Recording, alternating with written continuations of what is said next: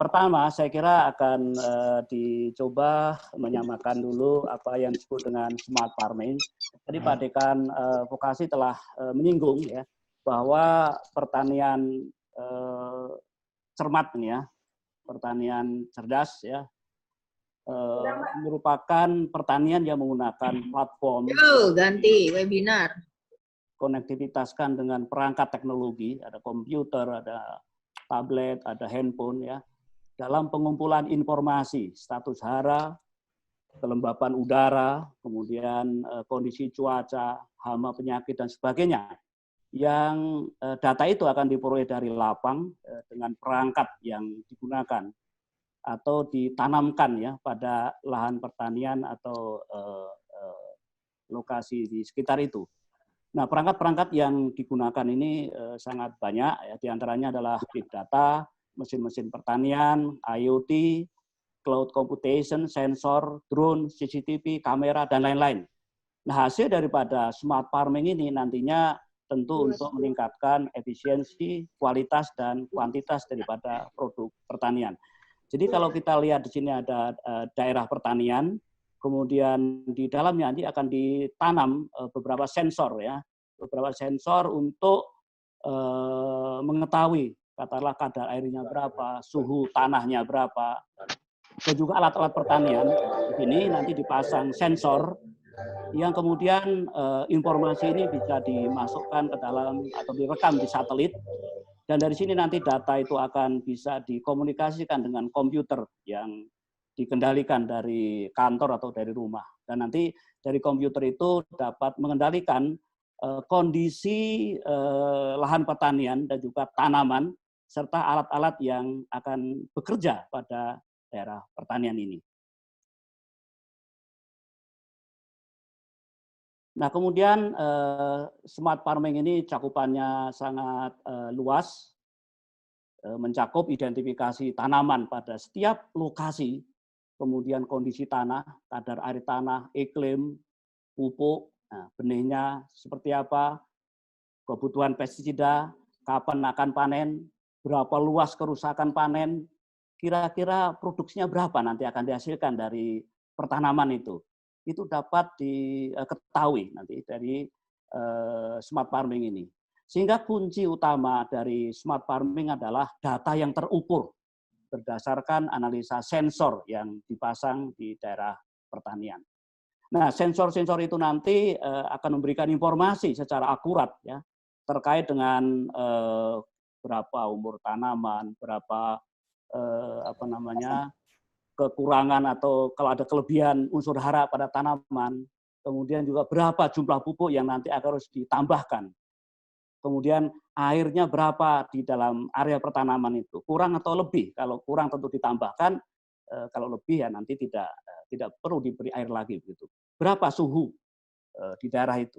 Jadi kalau misalnya suhu di rumah kaca berlebih, maka nanti sensor akan memberitahukan bahwa suhu rumah kaca misalnya terlalu tinggi, maka nanti akan diperintahkan alat untuk mendinginkan rumah kaca, misalnya disemburkan udara yang lebih dingin. Nah, seperti itu. Nah, sehingga dengan cara mengelola pertanian seperti itu, maka hasil pertanian yang diperoleh ini akan menjadi tinggi produksinya dan juga diharapkan kualitasnya akan menjadi lebih baik. Kemudian apa itu precision agriculture? Apa sama nggak dengan precision dengan dengan smart farming? Sebetulnya nih hampir ya. Kalau misalnya smart farming ini adalah jumlah besarnya, maka badan daripada smart farming itu merupakan alat-alat mesin pertanian. Ya, ada traktor, ada transplanter, ada harvester dan sebagainya. Kemudian jiwanya atau nyawanya itu adalah precision agriculture. Nah, di Fakultas Pertanian saya kira lebih banyak ke arah precision agriculture. Kemudian kalau di Pateta, di IPB, itu banyak bergerak di bidang mesin-mesin pertanian. Lalu kemudian kalau di Ilkom gitu ya, banyak nanti berkaitan dengan komputer, software, algoritma dan sebagainya. Sehingga paling tidak di dalam precision agriculture itu, presisinya itu ada di lokasi. Di lokasi tempat pertanian itu sudah sangat presisi. Ya, berdasarkan data spasial, dengan remote sensing, data satelit, dengan drone, GPS, dan juga kalau lokasinya sempit tentu letak masing-masing tanaman itu bisa diketahui dengan akurat. Lalu juga di dalam precision agriculture, itu waktu itu menjadi presisi juga. Jadi waktu, kapan harus diberikan air, kapan harus diberikan pupuk. Kondisi kadar air saat ini berapa, itu bisa dimonitor karena ada alat yang ditanam di lokasi dan juga ada komputer yang terus memonitor kondisi kadar air yang ada di tanaman. Kemudian juga presisi dalam jumlah, berapa jumlah pupuk yang harus diberikan, itu presisi. Kemudian takarannya berapa, dosisnya berapa. Sehingga harapannya nanti tentu kalau diberikan dalam jumlah yang tepat, yang presisi, maka nanti hasil pertaniannya akan optimal. Kemudian caranya bagaimana? Cara memberikan pupuk, apakah dengan sistem drop gitu ya, atau di spray gitu, atau dengan cara lain. Atau juga misalnya ada hama penyakit, bagaimana cara mengendalikannya? Disemprotkan dengan bantuan drone misalnya. Ini caranya seperti itu. Sehingga cara-cara di dalam precision agriculture minimal ada presisi lokasi, presisi waktunya, jumlah dan cara di dalam pertanian itu.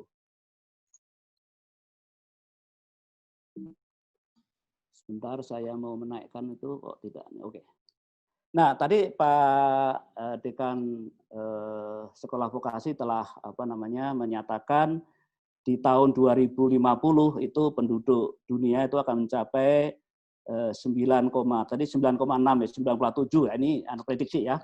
Itu artinya bahwa dalam waktu 30 tahun yang akan datang 2020 sampai 2050 itu penduduk dunia akan bertambah 2 miliar orang.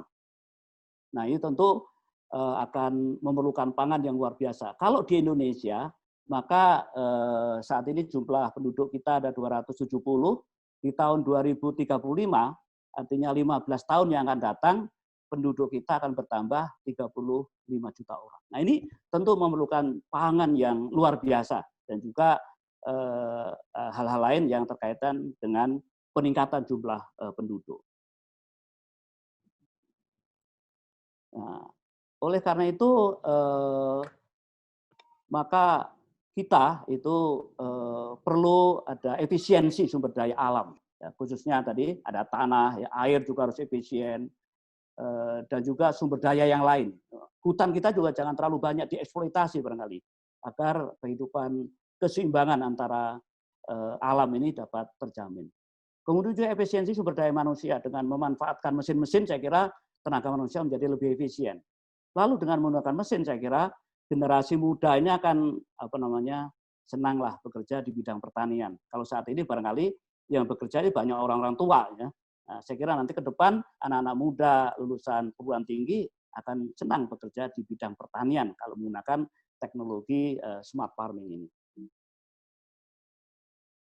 Nah, ini adalah beberapa contoh, Bapak Ibu sekalian, smart farming yang dikerjakan di Fakultas Pertanian. Kalau ini ada pepaya kalina, adalah benih yang dihasilkan dari peneliti di Fakultas Pertanian. Ini luar biasa.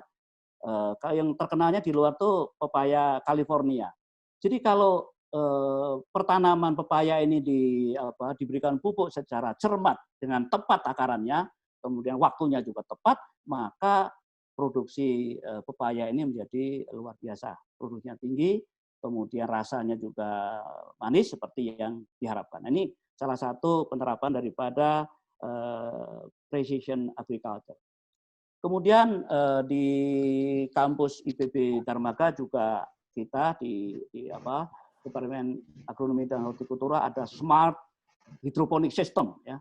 Jadi ini pemupukan dan pengairan dilakukan dengan vertigasi, otomatis, ya, dengan ada sensor, unsur hara dan kelembapan, dan ini dioperasikan dengan Android, sehingga Pak Anas yang mengoperasikan ini bisa dari rumah itu melihat bagaimana apakah kadar air di tempat pertanaman itu sudah tetap lembab atau bagaimana bisa dilihat, dan juga bisa memberikan pupuk dari rumah. Sehingga dalam waktu umur yang tertentu akan dihasilkan melon ya, ini 54 hari dengan nilai break 16, sangat manis dan bobotnya rata-rata 0,8 kg dan rasanya sangat bagus. Dan ini bisa diproduksi dalam kualitas yang sama untuk setiap kali panen. Jadi nanti kualitas dari melon ini dapat dipertahankan. Nah, kemudian di Departemen ITSL ini juga ada teknik penilaian kerusakan padi akibat banjir, kekeringan, hama penyakit. Jadi untuk asuransi pertanian itu kita memerlukan kira-kira berapa banyak kerusakan lahan pertanian akibat banjir, kekeringan, dan hama penyakit.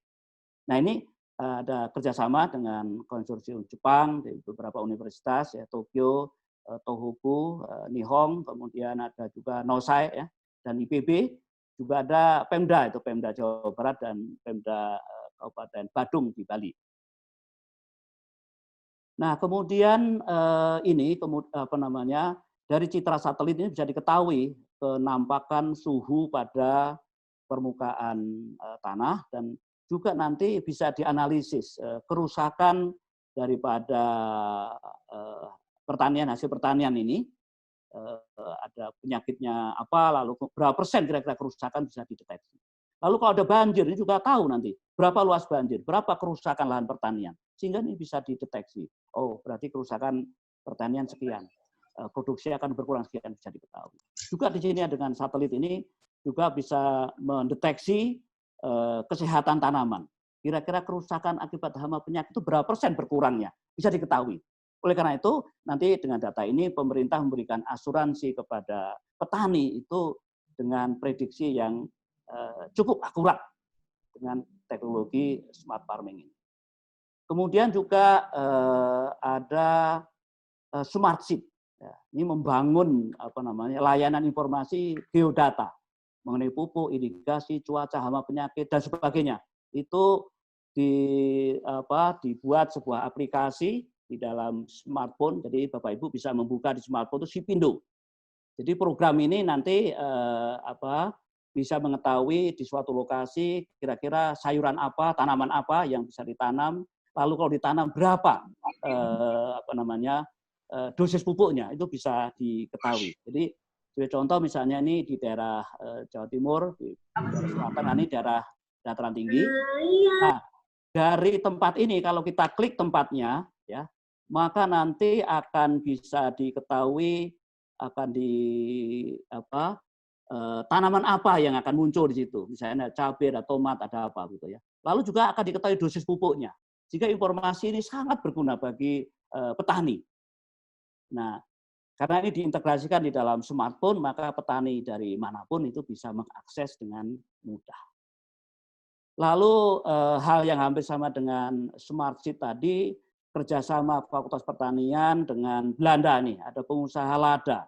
Ini lada di Indonesia banyak dihasilkan dari Bangka Belitung, Lampung, Kalimantan Barat, dan Kalimantan Timur.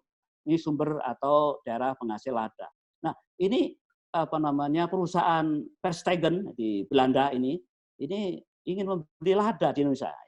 Maka dengan menggunakan Spice Up ini perusahaan Belanda itu akan tahu di Bangka Belitung itu bulan depan akan ada hasil berapa ton lada. Di Lampung berapa, di Kalbar berapa, diketahui itu. Dan juga nanti kualitas masing-masing lada itu bisa dideteksi. Sehingga nanti dengan cara ini maka produksi kemudian supply demand-nya itu bisa dihitung secara bagus. Nah, ini cara-cara seperti ini saya kira akan sangat menguntungkan bagi petani dan juga bagi pengusaha. Kemudian dalam hal penelitian ini juga menggunakan smart agriculture, kalau ingin mengetahui kondisi atau emisi gas CO2 pada sebuah lahan. Ini di lahan gambut dengan tanaman kelapa sawit. Jadi dipasang di sini ada tower, di atasnya ada beberapa sensor pengukur CO2, sensor suhu udara, kelembapan dan sebagainya, sehingga nanti kita bisa mengetahui flux CO2 dari gambut itu berapa banyak. Lalu flux di atas kanopi berapa, yang diabsorb oleh tanaman berapa. Kalau ada kebakaran bisa dideteksi sumbernya. Kira-kira CO2-nya berapa nih yang keluar. lalu subsidence atau penurunan muka tanah gambut, dan juga yang lain-lain. Fotosintesis itu karena ada alat ukur fotosintesis. Sehingga semua data penelitian ini bisa langsung dikirimkan ke kantor. Sehingga dengan ada orang di lapang yang mengoperasikan, data itu langsung datang ke kantor, datanya itu tiap 30 menit dikirim. Sehingga berapa CO2 yang keluar, kemudian fotosintesis, berapa kelembapan dan sebagainya bisa keluar, dan itu kemudian data bisa diolah dengan sangat cepat dan akurat. Nah, itu beberapa hal terkait dengan aplikasi smart farming yang dikerjakan di Fakultas Pertanian. Dan kemudian kalau ini adalah bagaimana mengendalikan hama penyakit, maka teknologi ini juga kalau dipasang sensor di lahan pertanian itu bisa mendeteksi tadi selain kelembapan udara, kemudian hama penyakit yang barangkali nanti akan muncul itu bisa dideteksi dari awal dengan memasang CCTV, sensor lain ya, itu juga bisa mendeteksi ini. Sehingga nanti diketahui kira-kira ke depan apa yang harus dilakukan terhadap area pertanaman agar hasilnya tetap baik, hama penyakitnya bisa minimal. Nah, ini saya kira sangat berguna, dan nanti di dalam pengendaliannya digunakan drone untuk mengendalikan hama dan penyakit itu. Sehingga penggunaan pestisida itu menjadi akurat, sehingga lingkungan itu tidak berlebihan menerima herbisida, pestisida, dan insektisida yang digunakan di daerah pertanian. Nah, kemudian ini di PB ya, di PB juga ada integrasi antara hidroponik dan ikan itu. Saya kira Bapak Ibu yang di PB barangkali sudah pernah melihat di dalam air ini dipasang sensor juga. Sensor di dalam air ini bisa mendeteksi umur daripada ikan itu lapar atau tidak begitu, sehingga nanti kalau dilihat dari sensor itu nanti sensor yang dipasang pada ini ada tempat pakan ikan ini bisa mengeluarkan secara periodik. Jadi seseorang bisa memberikan pakan, bisa melihat ikannya di dalam kolam, kemudian kapan itu ikan diberikan pakan itu sudah bisa diatur dari rumah. Dan nanti air yang keluar ini bisa dipakai untuk menanam kangkung, dan di dalam kangkung ini pun nanti bisa dipasang dengan sensor apakah cukup hara atau tidak. Kalau nggak cukup bisa ditambah hara dari luar. Kemudian terakhir, kira-kira kendalanya apa ya kalau kita mau menerapkan smart farming ini di Indonesia. Kita ketahui bahwa kepemilikan lahan di Indonesia ini sangat kecil, rata-rata hanya 0,25 per keluarga, 0,25 hektar per keluarga. Ini sangat sempit. Bagaimana kalau kita menggunakan traktor, menggunakan mesin-mesin pengolah lahan, mesin panen dan sebagainya? Tentu ini tidak akan efisien. Oleh karena itu ke depan saya kira bagaimana kita mengkonsolidasikan lahan untuk pertanian ini. Banyak kajian-kajian bagaimana petani mau bergabung, kalau ada rata-rata 0,25 hektar, kalau ada 40 petani bergabung dapat 10 hektar itu. Nah, 10 hektar itu bisa dikerjakan dalam satu satuan usaha tani. Begitu konsepnya, sehingga ini menjadi lebih efisien. Nah, kemudian saya kira di perguruan tinggi tadi telah disampaikan juga Paperta lebih banyak ke precision agriculture, ya. Pupuknya, hama penyakit, kemudian kebutuhan tanaman dan sebagainya. Fakultas Teknologi Pertanian alat-alatnya, FMIPA dan komputer ya, itu di bagian mesin-mesinnya, komputernya, algoritmanya. Sehingga di sini kalau bekerja sama saya kira akan jadi sangat bagus. Apakah nanti dalam proyek-proyek penelitian, kalau bagus juga dalam bentuk program studi itu. Saya kira ke depan perlu ada program studi smart agriculture gitu. Saya kira itu sangat bagus.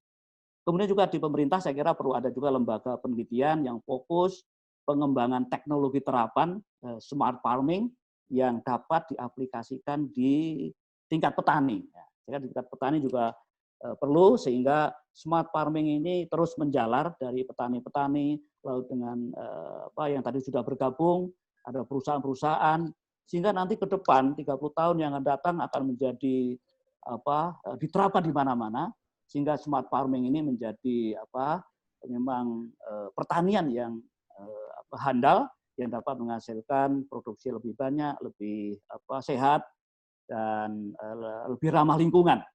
Nah, itu harapannya sehingga perlu adanya pemanfaatan smart farming ini pada masing-masing luasan lahan. Ada yang agak sempit, yang menengah dan besar. Saya kira itu saja yang dapat saya sampaikan. Nanti saya kira akan bisa diskusi dengan narasumber yang lain dan juga dengan Bapak Ibu sekalian. Saya kira demikian. Assalamualaikum warahmatullahi wabarakatuh. Waalaikumsalam warahmatullahi wabarakatuh. Terima kasih Pak Suwardi. Ini agak lebih 2 menit barangkali, nggak apa-apa. Karena materinya sangat menarik saya lihat. Selanjutnya barangkali saya persilahkan Prof. Kudang Boro Seminar untuk mempresentasikan papernya. Waktu dan tempat saya persilahkan. Baik, terima kasih Pak Wawan. Terima kasih kepada Dekan SV yang telah memotivasi adanya pertemuan-pertemuan ilmiah seperti ini di tengah pandemi. Kita tetap bisa Sudah tampak ya? Sudah kelihatan Pak Kudang. Ya, tinggal full display aja ya. Betul. Baik, terima kasih seluruh hadirin yang hadir pada webinar ini. Assalamualaikum warahmatullahi wabarakatuh. Salam sejahtera buat ya. Baik, saya akan menyampaikan tentang bagaimana pengalaman-pengalaman yang mendasari penelitian-penelitian kami yang sebetulnya juga sudah melibatkan banyak program studi ya di Fateta dengan komputer, dengan Faperta, dengan beberapa teman di peternakan, ini dan perikanan juga sudah banyak kita melakukan kerjasama. Jadi apa yang saya ingin sampaikan di sini bahwa memang tantangan atau ini adalah bahwa pertanian kita sangat rentan terhadap perubahan-perubahan yang kadang-kadang kita tidak antisipasi. Jadi apa yang sekarang ada mungkin dalam waktu cepat sudah berubah lagi. Jadi volatility-nya sangat tinggi, sangat volatile. Berarti kita harus antisipatif, selalu berpikir futuristik ke depan, dan itu memerlukan teknik-teknik prediksi perakiraan yang cukup tajam untuk bisa mengantisipasi apa yang kemungkinan terjadi.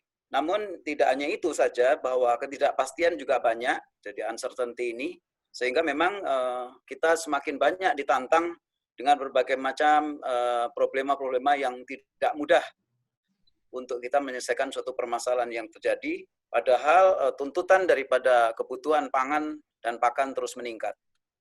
Complexity juga luar biasa, bidang pertanian adalah salah satu sistem kompleks, karena di situ ada agregat berbagai macam sistem bios, ya, termasuk mulai dari hewan, tanaman, jasa ternik, dan sebagainya, termasuk juga sumber-sumber daya alam, sehingga interaksi ekosistem tidak bisa diabaikan. Jadi ini sangat penting sekali, sehingga perlu ada yang namanya complex system thinking yang harus dikembangkan, sehingga menjadi cukup komprehensif dan tidak mengabaikan unsur yang lain yang justru bisa merusak ekosistem.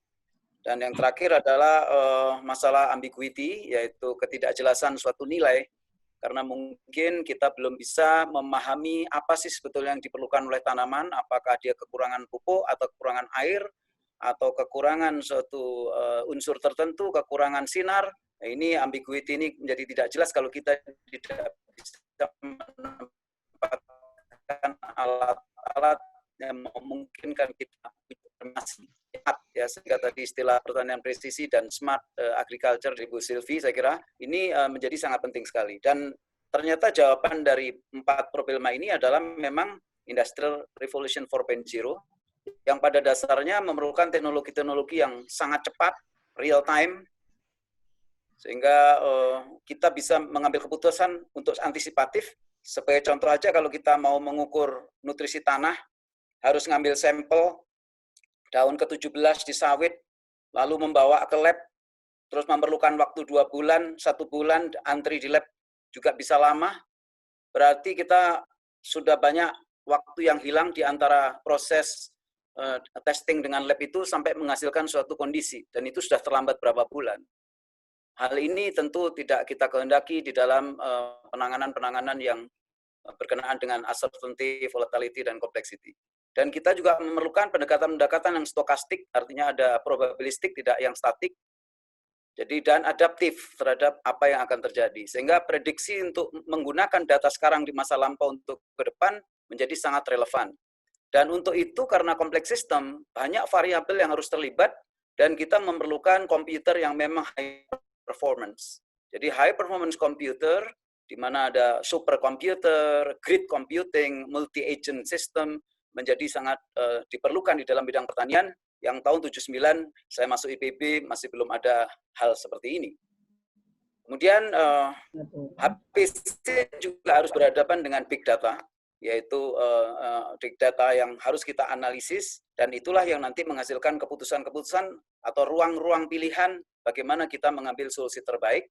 Dan ini harus didukung tidak hanya dengan pengukuran-pengukuran on spot di daratan atau di bumi, tapi juga harus meminta bantuan sumber-sumber data yang ada di cyber seperti satelit, remote sensing device, drone, internet dan sebagainya, sehingga cyber physical space based measurement menjadi sangat penting artinya, karena kalau tidak kita akan selalu memerlukan waktu lama.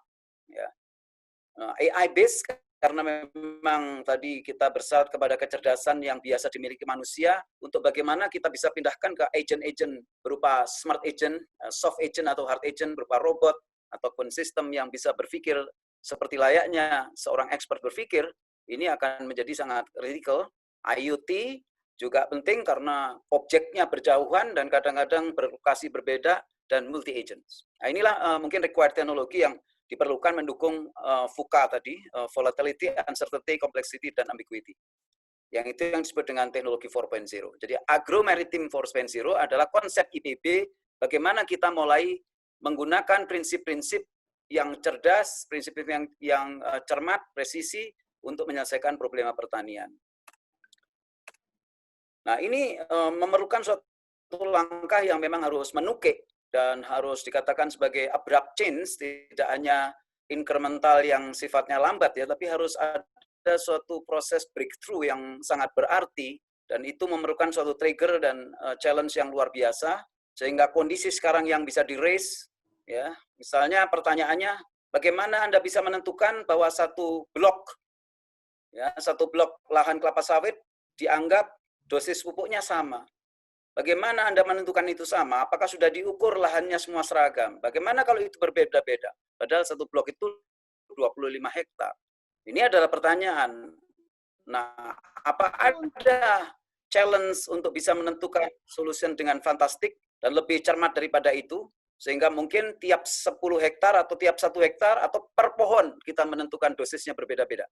Nah, ini tentu itu yang disebut presisi, karena tidak mengasumsikan semua homogen. Suatu lahan tidak homogen, market tidak homogen, climate tidak homogen, kondisi air tidak homogen. Nah, bagaimana mencari heterogeneity ini? Nah, disitulah perlunya IT, perlunya metode pendekatan-pendekatan ini, dan baru kita menghasilkan suatu solution. Nah, ini salah satu yang menjadi permintaan dari Pak Dekan SV, yaitu tentang precision agriculture, yang dulunya terkenal dengan precision farming. Mengapa ini menjadi precision agriculture? Karena bukan hanya on farm, tapi off farm. Jadi harus dari hulu ke hilir. Sehingga kalau bisa bicara tentang precision farming, terkesan yang dibicarakan adalah presisi on farm. Tapi setelah off farm, panen, packaging, delivery produk, menyajikan produk ke segmen market yang mana, apakah harus tidak presisi? Presisi juga harusnya. Sehingga precision agriculture lebih luas bentangannya, karena from land to the table.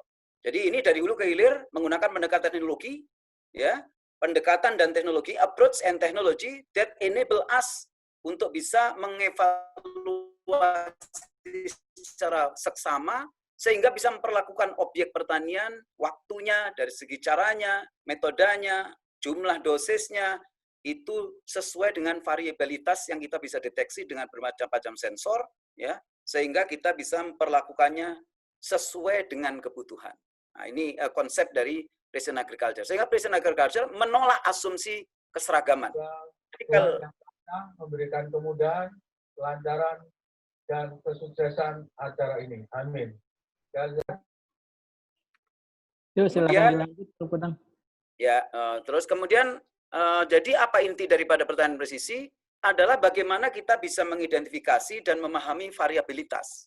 Ini kuncinya, atau heterogenitas. Kalau kita melihat heterogenitas, tentu kita bisa memutuskan berbasis heterogenitas itu, bukan berbasis asumsi satu area sama semua, pemupukannya dosisnya sama, pemberian pestisidanya sama. Nah, ini yang menyebabkan bisa mubazir, karena terlalu banyak dan bisa kekurangan. Sehingga kita memerlukan penggunaan sensor-sensor secara insentif yang cepat, pintar, real time, dan itu memerlukan tentu teknologi yang tadi saya sebutkan sebagai teknologi 4.0. Nah, ini tadi yang disampaikan oleh Dekan SV dalam pembukaan, ini menjadi sangat penting karena kita mau teliti itu bukan pada satu rantai saja.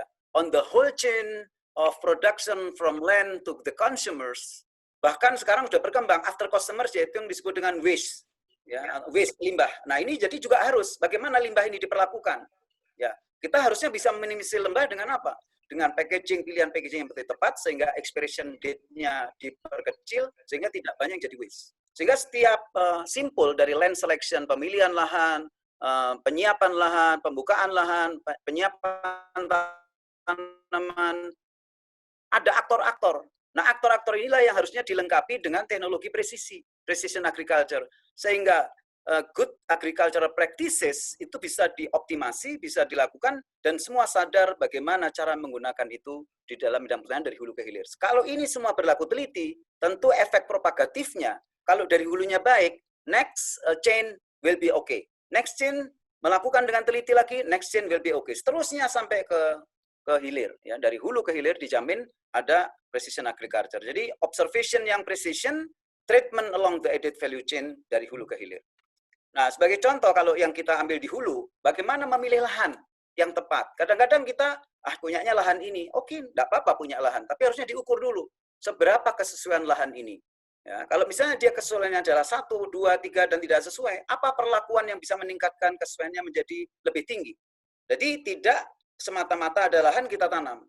Jadi kalau dulu di dalam pekerjaan pertanian, terutama di bagian teknologi pertanian, adalah land clearing. Padahal ada land selection.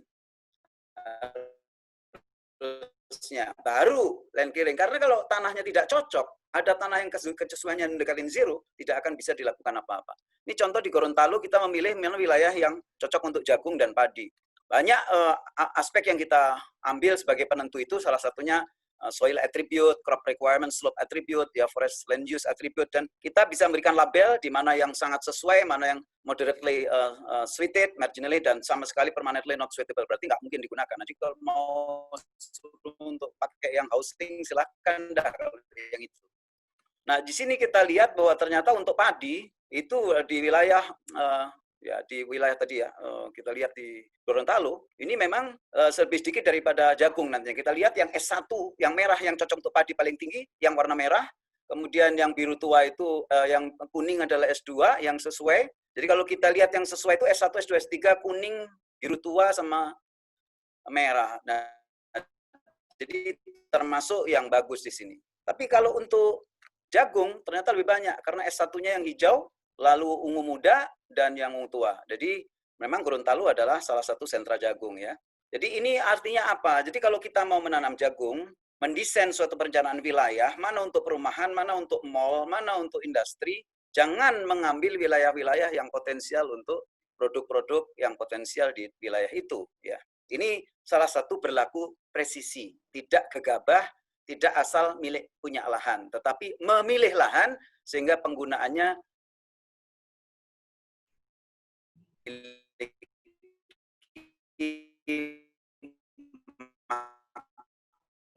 dan nilai yang sangat bermanfaat. Atau broiler house. Ternyata untuk membangun broiler house itu punya masalah lingkungan. Artinya di mana dia bisa membangun sehingga tidak menyebabkan adanya kerusakan lingkungan, cemaran bau, cemaran kotoran, dan sebagainya. Dan ternyata untuk menentukan suatu lokasi yang suitable itu sudah ada aturannya di Kementan. Ada. Tapi untuk mencari itu, siapa yang hafal? Dan bagaimana cara mencari itu supaya pengusaha broiler ini langsung bisa tahu, ini boleh, ini nggak boleh. Yang punya aturan ini cuma dua negara, Australia sama Indonesia, yang kita sudah baca. Tapi ini tidak praktis. Kenapa? Karena harus baca aturan. Bagaimana kalau aturan itu dicangkok dalam sistem pakar, bisa diakses dari Android, seorang pengusaha cuma tahu, saya pengen di sini, cocok nggak? Cocok. Nah, kita langsung tanam. Jadi nggak usah baca peraturan dari Kementan. Yang penting sudah ngikutin aturan itu. Dan kalau kita lihat, ternyata faktornya banyak. Ada 2, ditambah 4, ditambah 5, ditambah 2. Jadi ada 14 faktor yang menentukan kesesuaian pemilihan untuk membangun broiler house atau kandang ayam tertutup. Dan ternyata di situ semuanya bisa menggunakan data-data yang diakses dengan secara real time, termasuk ecology, environmental impact, natural condition. Nah ini kalau kita lihat dari satu sub aja, sub kriteria, ekologi dan environmental impact, kita bisa ngukur bagaimana kalau dilihat dari river factor, kedekatannya dengan sungai. Karena sungai kan sumber air. Kalau ada ayam, di situ bisa kontaminasi nanti air. Jadi kalau kita lihat di sini, mana yang bagus, mana yang merah, udah ketahuan kalau dari segi river factor. Ini di Parung ya, ambilnya. Jadi kalau itu yang mengenai air, lalu dengan penduduk, kedekatannya dengan penduduk. Ternyata di Parung sudah padat, jadi memang warnanya merah dominan. Nah ini baru untuk ecological dan environmental impact. Nah kalau kita lihat weight-nya, ternyata weight penduduk 0,75 dengan river 0,5. Kalau ini kita overlay, akan kelihatan untuk mencakup ecological dan environmental itu seperti ini. Jadi kalau kita lihat, yang sedikit yang cocok yang warna hijau memang sedikit. Ya, ini baru aspek tentang ecology and environmental impact.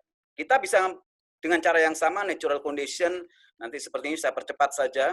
Nah inilah sesuatu yang sangat luar biasa karena kita sebagai decision maker disupport dengan fakta-fakta yang kita bisa melihat why it should be like this. Ini menjadi sangat cermat sekali. Juga mengenai natural condition, tentang condition faktor di sini, ya. Nah kemudian juga natural risiko adanya gangguan alam. Ternyata kuning kalau di sini di Parung. Ya, juga dengan yang lain lagi ada nanti macam-macam lagi. Di sini ada beberapa subfaktor yang kalau kita overlay juga akan mendapatkan suatu wilayah dengan overlay yang totalitas, ya, seperti ini. Nah nanti yang keempat economic and structure. Nah setelah empat-empatnya tadi didapat, all factor tadi harus digabung jadi satu. Jadi kita overlay semuanya dan dapatlah final kondisi di Parung. Nah jadi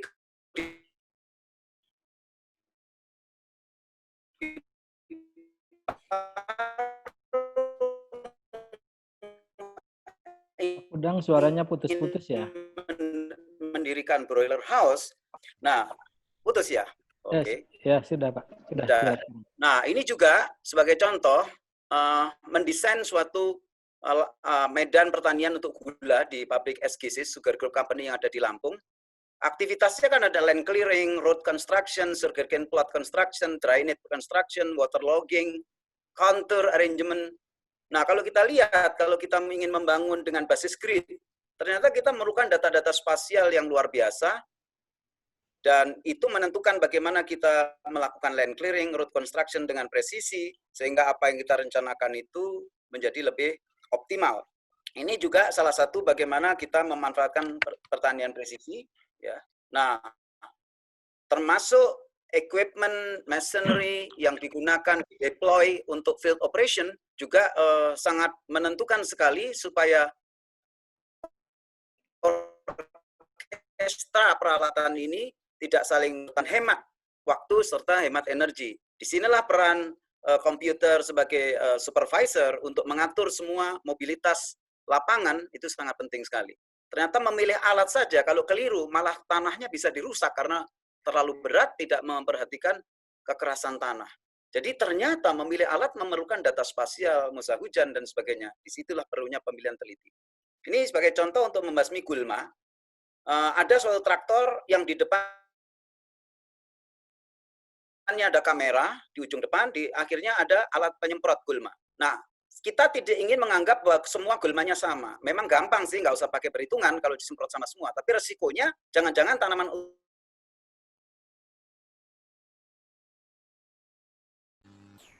terputus lagi Pak Kudang ya.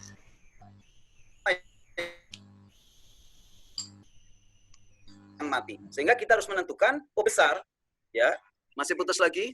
Sudah Pak, sudah kedengaran jelas. Baik. Mohon maaf ya, ini di kantor ini, jadi mungkin ada juga masalah di connect di IPB. Jadi yang sebelah kiri ini Anda lihat ada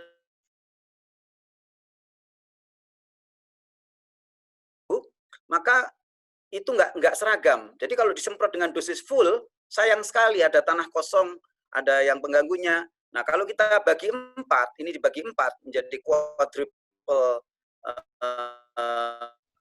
grid. Ternyata baru kelihatan grid yang 3, 2, di situ mungkin 2 ini kelasnya agak jarang, yang 3 agak padat. Ya, kalau nanti seperti 2 ini masih dianggap terlalu heterogen, kita bisa secara rekursif dibagi 4 lagi nih yang 2. itu dibagi 4 lagi, ya. Jadi dibagi lagi, jadi menjadi bagian yang ada, sehingga nantinya Anda lihat di bagian kanan sendiri, itu ada pembagian grid sampai warnanya homogen, hijau tua, hijau muda, putih, abu-abu. Nah, disitulah kita menentukan dosis daripada pemupukan itu. Nah, ini contoh penerapan penelitian teliti karena tidak ingin menyemprot dengan semprotan yang sia-sia atau berlebihan atau bahkan kurang. Ya. Nah, juga bagaimana kita mendeteksi adanya serangan virus Gemini secara cepat atau real time menggunakan drone. Nah, biasanya kita menggunakan warna saja yang paling mudah, yaitu adanya tren warna kuning. Nah, jadi kita bisa melihat ini dengan cepat karena bisa menggunakan remote sensor melalui drone, dan aerial foto kita bisa lakukan, lalu ada pengolahan image, sehingga kita bisa menentukan persentase serangan virus Gemini kepada tanaman cabai merah, ya, red chili. Nah, jadi kalau kita lihat memang ada perbedaan antara tanaman yang terkena dan yang tidak terkena, ya. Dan di situ kita bisa mengambil dengan drone citra tadi, ya. Nah, nanti image processing ini kita bisa dapatkan seperti ini. Jadi nanti ada wilayah yang di mana kelas 3, 2, dan 1 itu wilayah yang paling parah atau sudah paling dianggap terserang, sehingga disitulah kita bisa menentukan tingkat persentase serangan. Dan menggunakan Bayesian segmentation method kita bisa memperoleh 72,79% yang diperoleh di sini ini terkena, ya. Jadi ini sebagai contoh bagaimana kita membagi grid, karena grid ini menghapuskan asumsi Pak sama semua, Pak sama homogen, tidak semungkin. Buktinya ada keragaman. Nah, keragaman ini nanti basis penanganan yang disampaikan oleh Pak Suwardi tadi, ya, tentang bagaimana membasmi itu. Demikian juga bagaimana kita menentukan nanas ini varietasnya apa, apakah varietas madu atau Palembang. Ternyata dengan image processing kita bisa membedakan warna merah dengan warna agak coklat muda itu, bahwa ada perbedaan yang sangat nyata, sehingga ini menjadi bagian yang luar biasa. Kita bisa menggunakan sensor dan sekaligus melihat tingkat kematangan dari madu tersebut. Ini dari ide mahasiswa yang praktek lapang. Nah, apa yang telah kita kembangkan, kita mengembangkan apa yang disebut dengan Precipalm, gabungan antara software dengan hardware, ya, untuk bisa mendeteksi kandungan nutrisi di suatu kebun sawit. Nah, datanya itu adalah data spasial, data image sentinel, dan kemudian nanti kita bisa menentukan peta nutrisinya, sampai rekomendasi dari fertilizernya. Nah, apa yang terjadi di sini, kalau Anda lihat, ini ada di perusahaan BN5, kita membandingkan antara yang diperlakukan dengan Precipalm dengan yang kontrol atau yang biasa dilakukan oleh perusahaan PT PN5. Kita bisa mendeteksi kondisi NPK sebelum pemupukan dan 3 bulan setelah pemupukan. Apa yang umum dilakukan selama ini selalu adalah 1 tahun. Karena apa? Mahal mengambil sampel tanah, mengambil sampel daun, membawa ke lab, dan melakukan analisis yang notabene bisa seminggu atau berbulan-bulan. Nah,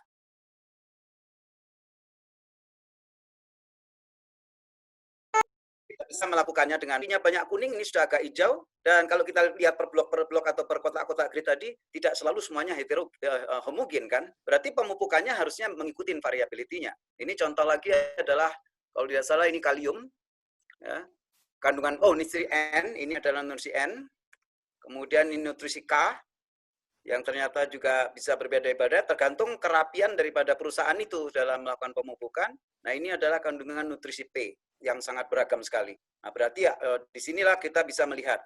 Dan ini tidak lagi menggunakan model lab, karena kita mulai pendugaan data dari satelit. Satelit ini yang kita gunakan sebagai penduga NPK di daun, ya, di daun daripada kelapa sawit.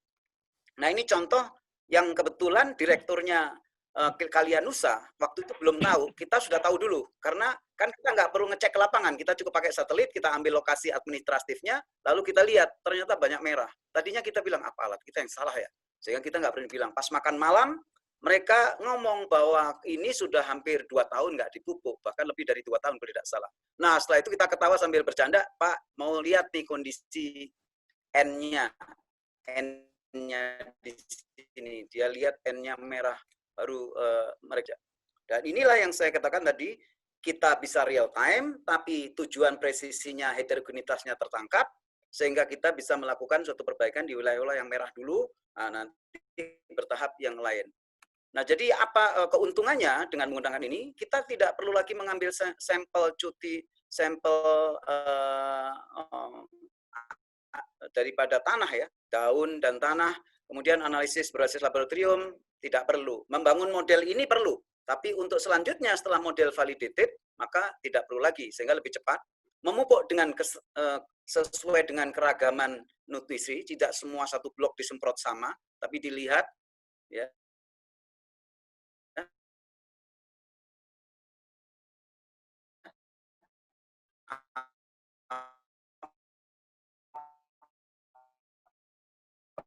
Ada keragaman dan menyemprotnya ya menggunakan teknologi 4.0. Yang terakhir adalah hemat waktu, tenaga, biaya dan peralatan. Nah, setelah kita mencoba mengenalkan beberapa PTPN 3, 5, 7 ya PTPN yang ada ini, ternyata ada masalah juga.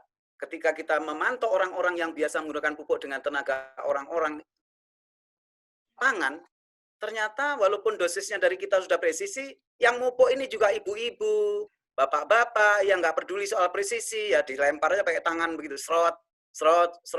Kita amati kadang-kadang belum sampai di pinggir, udah pupuknya habis duluan. Atau sudah sampai di pinggir, pupuknya masih sisa. Nah ini yang mana yang tidak seragam, itu baru yang di pinggir. Bagaimana di tengah kebun. Jadi presisi tidak bisa hanya pada satu segmen, rekomendasinya, tetapi di eksekusi pemupukannya harus teliti. Nah, siapa yang bisa dipasang teliti? Mau nggak mau harus non-human agent. Jadi harus mesin. Mesin ini yang disebut dengan variable rate fertilization engine yang sedang kita buat bekerja sama dengan Yanmar. Nah, jadi nanti presisinya teliti, yang pupuk juga yang paham dengan software. Nah, untuk bisa memberikan pupuk secara teliti. Yang mudah, dan kita sedang mengembangkan untuk yang tanaman di atas umur 3 tahun ke atas. Nah, sehingga nanti ini menjadi bagian daripada melengkapi ranah presisi ini tidak pada rekomendasinya, tetapi pada aplikasi penerapan pemupukannya sendiri yang selama ini masih berbasis manusia. Pantes. Pak Kudang, mohon izin 2 menit lagi Pak Kudang ya. Ya. Jadi kenapa selama ini kok harus 1 hektar dianggap sama? Karena yang melakukan orang. Kalau orang harus ganti-ganti dosis, dia pasti akan capek. Dan itu risikonya mahal. Nah, kalau mesin tidak ada istilah itu, karena cukup ditaruh di suatu conveyor atau di suatu kontainer, dia yang ngatur berapa rate dosisnya itu. Nah, ini juga contoh di peternakan, saya bisa menghitung sapi dari satelit, atau dari satelit untuk bisa memantau, dan dari drone memantau bisa kita hitung. Bahkan yang ramai seperti ini pun kita bisa hitung sapinya. Nah, nanti jumlah pakan, bagaimana padang gembala ini dipersiapkan supaya sapi sejumlah itu bisa tetap sehat. Ini menjadi manajemen yang lebih presisi karena kita tidak spekulasi terhadap jumlah sapi yang tadinya tidak mungkin menghitung, ternyata dengan image processing kita bisa menghitung. Nah, juga kalau kita lihat bahwa kita mengantar produk juga perlu memilih jalan yang presisi supaya perjalanannya lebih singkat. Ya, jumlah kendaraannya juga lebih singkat. Jadi kalau Anda lihat yang kiri dengan yang kanan, yang kiri ini naik turun dulu, naik turun ini kan langsung semua tempat sudah. Dan sebetulnya badan-badan yang melakukan setting untuk Indonesian startup ini sudah banyak yang menggunakan basic agriculture walaupun dengan leveling comprehensiveness yang berbeda-beda. Tani Hub 5 kilo iGrow ya. Nah ini saya kira yang terakhir saya kira. Jadi memang tujuan dari pertanian presisi Agro Maritim 4.0 adalah merubah image citra dan proses bisnis terhadap pertanian dengan paradigma yang berbeda. Sehingga pertanian kita bisa kita perbaiki di mata kita, di mata generasi muda, dan di mata bangsa internasional. Saya kira itu dari kami. Nah, mudah-mudahan ini menjadi suatu bagian dari diskusi yang menarik nantinya. Terima kasih. Assalamualaikum warahmatullahi wabarakatuh. Waalaikumsalam warahmatullahi wabarakatuh. Baik, terima kasih Prof. Kudang. Ini sangat menarik ininya bahan presentasinya karena banyak contohnya juga saya lihatnya. Baik, tanpa ingin membuang waktu, saya persilahkan presenter terakhir Bu Dr. Selvi Naiman untuk presentasikan. Waktu dan tempat dipersilakan. Ini sudah di unreview ya Pak? Sudah ya? Masih itu Pak, Share. masih itu Prof Kudang, masih Oke, masih Ya, share screen. Ya, sekarang ya. sudah. Silakan Bu Selvi. Terima kasih Pak Wawan. Apakah suara saya clear? Sudah clear Bu Selvi. Oke, saya share dahulu. Oke, materi saya sudah terlihat. Sudah Bu. Sudah. Bapak? Sudah. Di slide show. Slide show. Mohon konfirmasinya. Terima kasih. Ini full screen. Oke. Sudah ya Pak? Sudah Bapak Ibu ya? Belum slide show. Ya sudah ini sekarang. Belum. Ya sudah. Sudah ya. Oke, aman ya. Baik, Aman. terima kasih. Assalamualaikum warahmatullahi wabarakatuh. Waalaikumsalam. Salam sejahtera buat kita semua. Pertama, terima kasih kepada Bapak Dekan SVIPB, Pak Arif Daryanto, untuk kepercayaannya. Saya berbagi sharing sedikit apa yang sudah saya ketahui.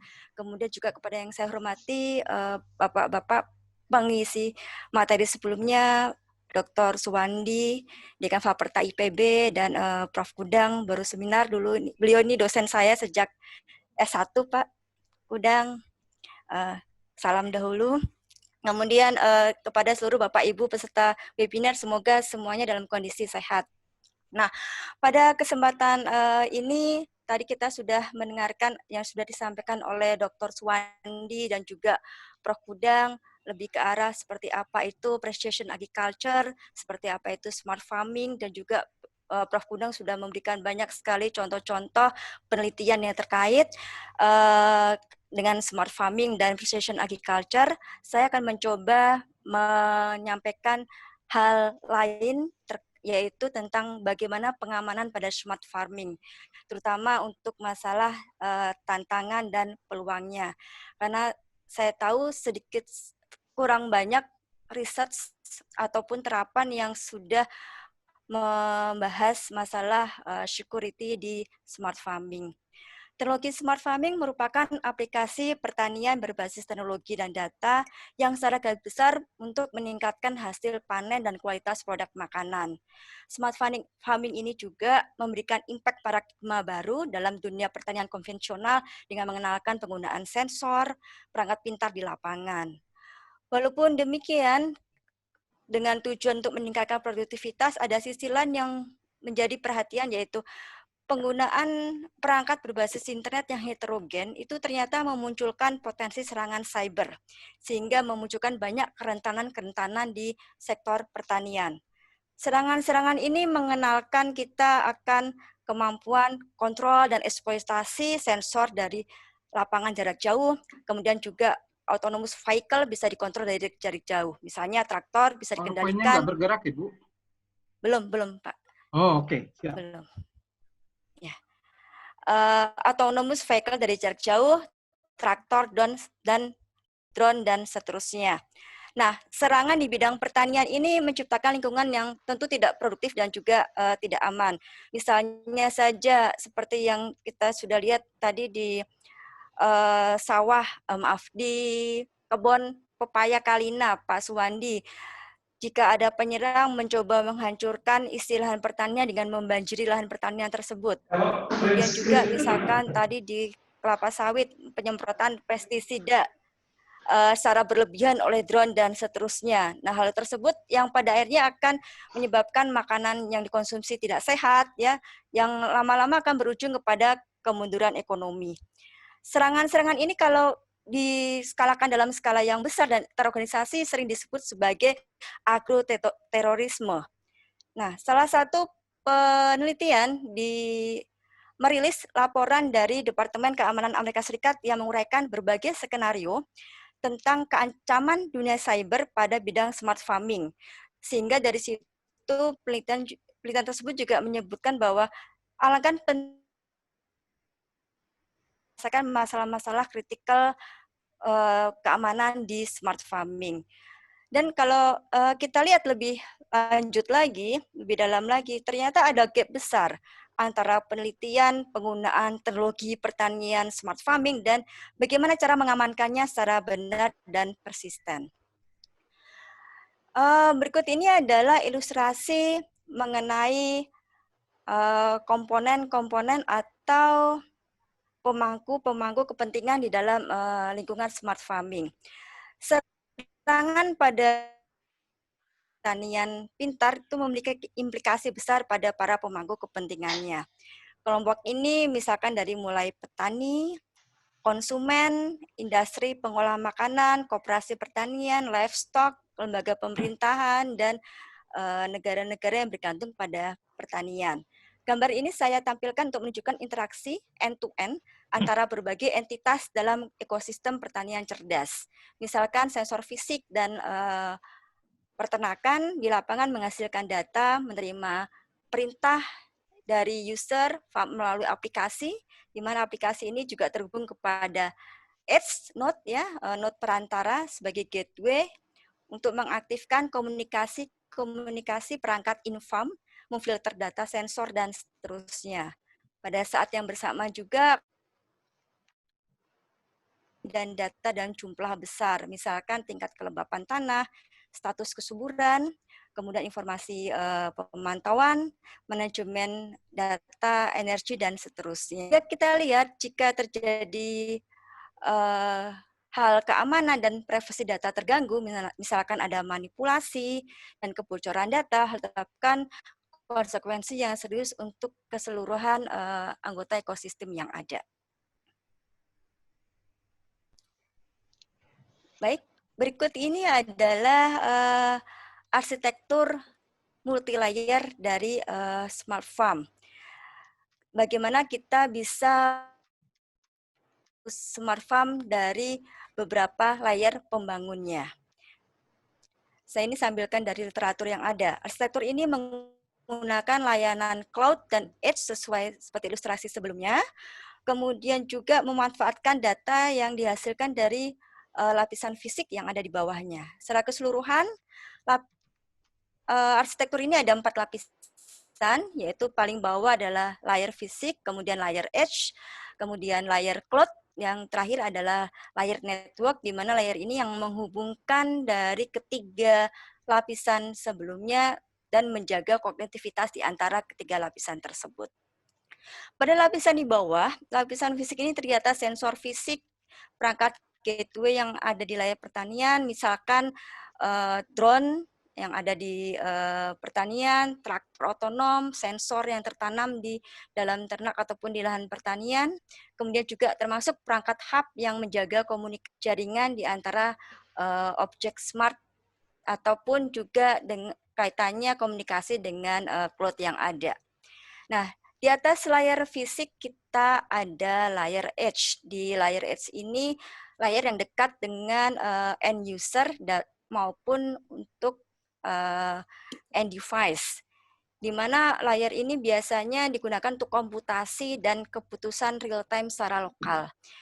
Kenapa layer ini biasanya berguna untuk mengurangi beban penyimpanan di cloud. Jadi ada sebagian komputasi yang diturunkan di edge, termasuk juga mengurangi adanya komunikasi data dengan cloud juga. Nah, di dalam edge layer ini juga adanya titik-titik edge yang fungsinya masing-masing memiliki gateway tersendiri. Misalkan gateway untuk pengambilan data, gateway untuk pemantauan dan deteksi, untuk prediksi, dan untuk pengambilan keputusan real time. Kalau kita lihat dari sisi keamanan, mekanisme pemantauan dan deteksi keamanan juga ada pada edge ini. Biasanya digunakan untuk mendeteksi kejadian-kejadian yang ganjil, kemudian mengklasifikasikan kejadian ganjil itu apakah memang kejadian yang berbahaya ataupun tidak, dan kemudian mengklasifikasinya. Termasuk juga untuk mendeteksi adanya kemungkinan kegagalan perangkat, failure.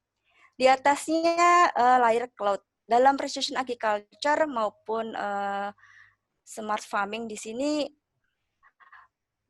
adanya cloud ini digunakan untuk meningkatkan konektivitas di antara titik-titik yang saling terhubung. Biasanya cloud ini tervirtualisasi di pusat data dan berkomunikasi dengan perangkat lainnya melalui internet. Secara umum, platform cloud mengikuti model arsitektur platform as a service. pas, di mana biasanya pengguna tinggal konsentrasi menjalankan aplikasi dan mengimport data mereka dari cloud.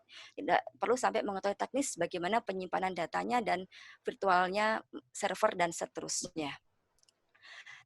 Nah, beberapa produsen peralatan pertanian modern telah memproduksi produk-produk berbasis cloud yang menggunakan platform seperti Amazon Web Service, Google Cloud, dan seterusnya. Nah, ini juga akan memunculkan challenge keamanan dalam ekosistem smart farming kita.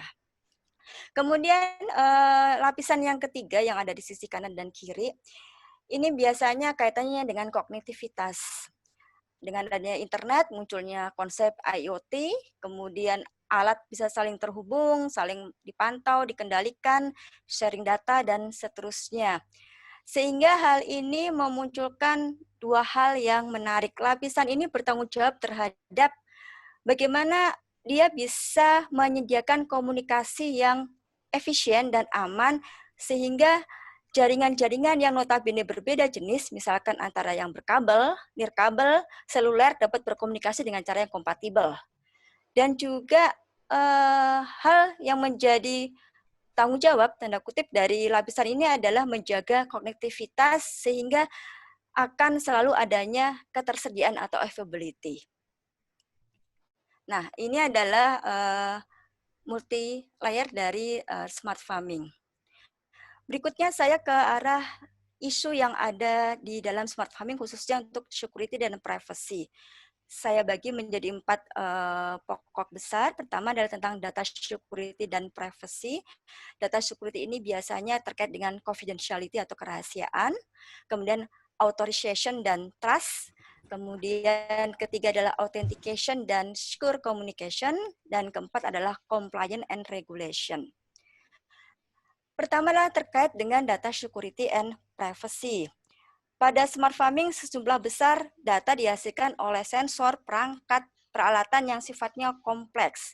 Nah, kebocoran informasi bisa dilakukan oleh akses tidak sah oleh pihak luar ataupun dari pihak dalam. Sehingga untuk mencegah tersebut perlu adanya mekanisme untuk menjaga kerahasiaan dan privasi data. Kaitannya dengan kerahasiaan adalah sejauh mana kita bisa menjaga data dan informasi hanya diketahui oleh pihak yang memiliki authority atau memiliki hak akses terhadapnya. Sedangkan privacy adalah bagaimana kita bisa mengontrol sejauh mana tingkat kerahasiaan yang kita share dan kepada siapa kita share kerahasiaan tersebut. Nah, itu perlu kita perhatikan ketika kita memiliki perangkat-perangkat IoT dan edge point dengan berbagai media komunikasi yang heterogen. Berikutnya adalah authorization dan trust. Ini juga isu yang menarik.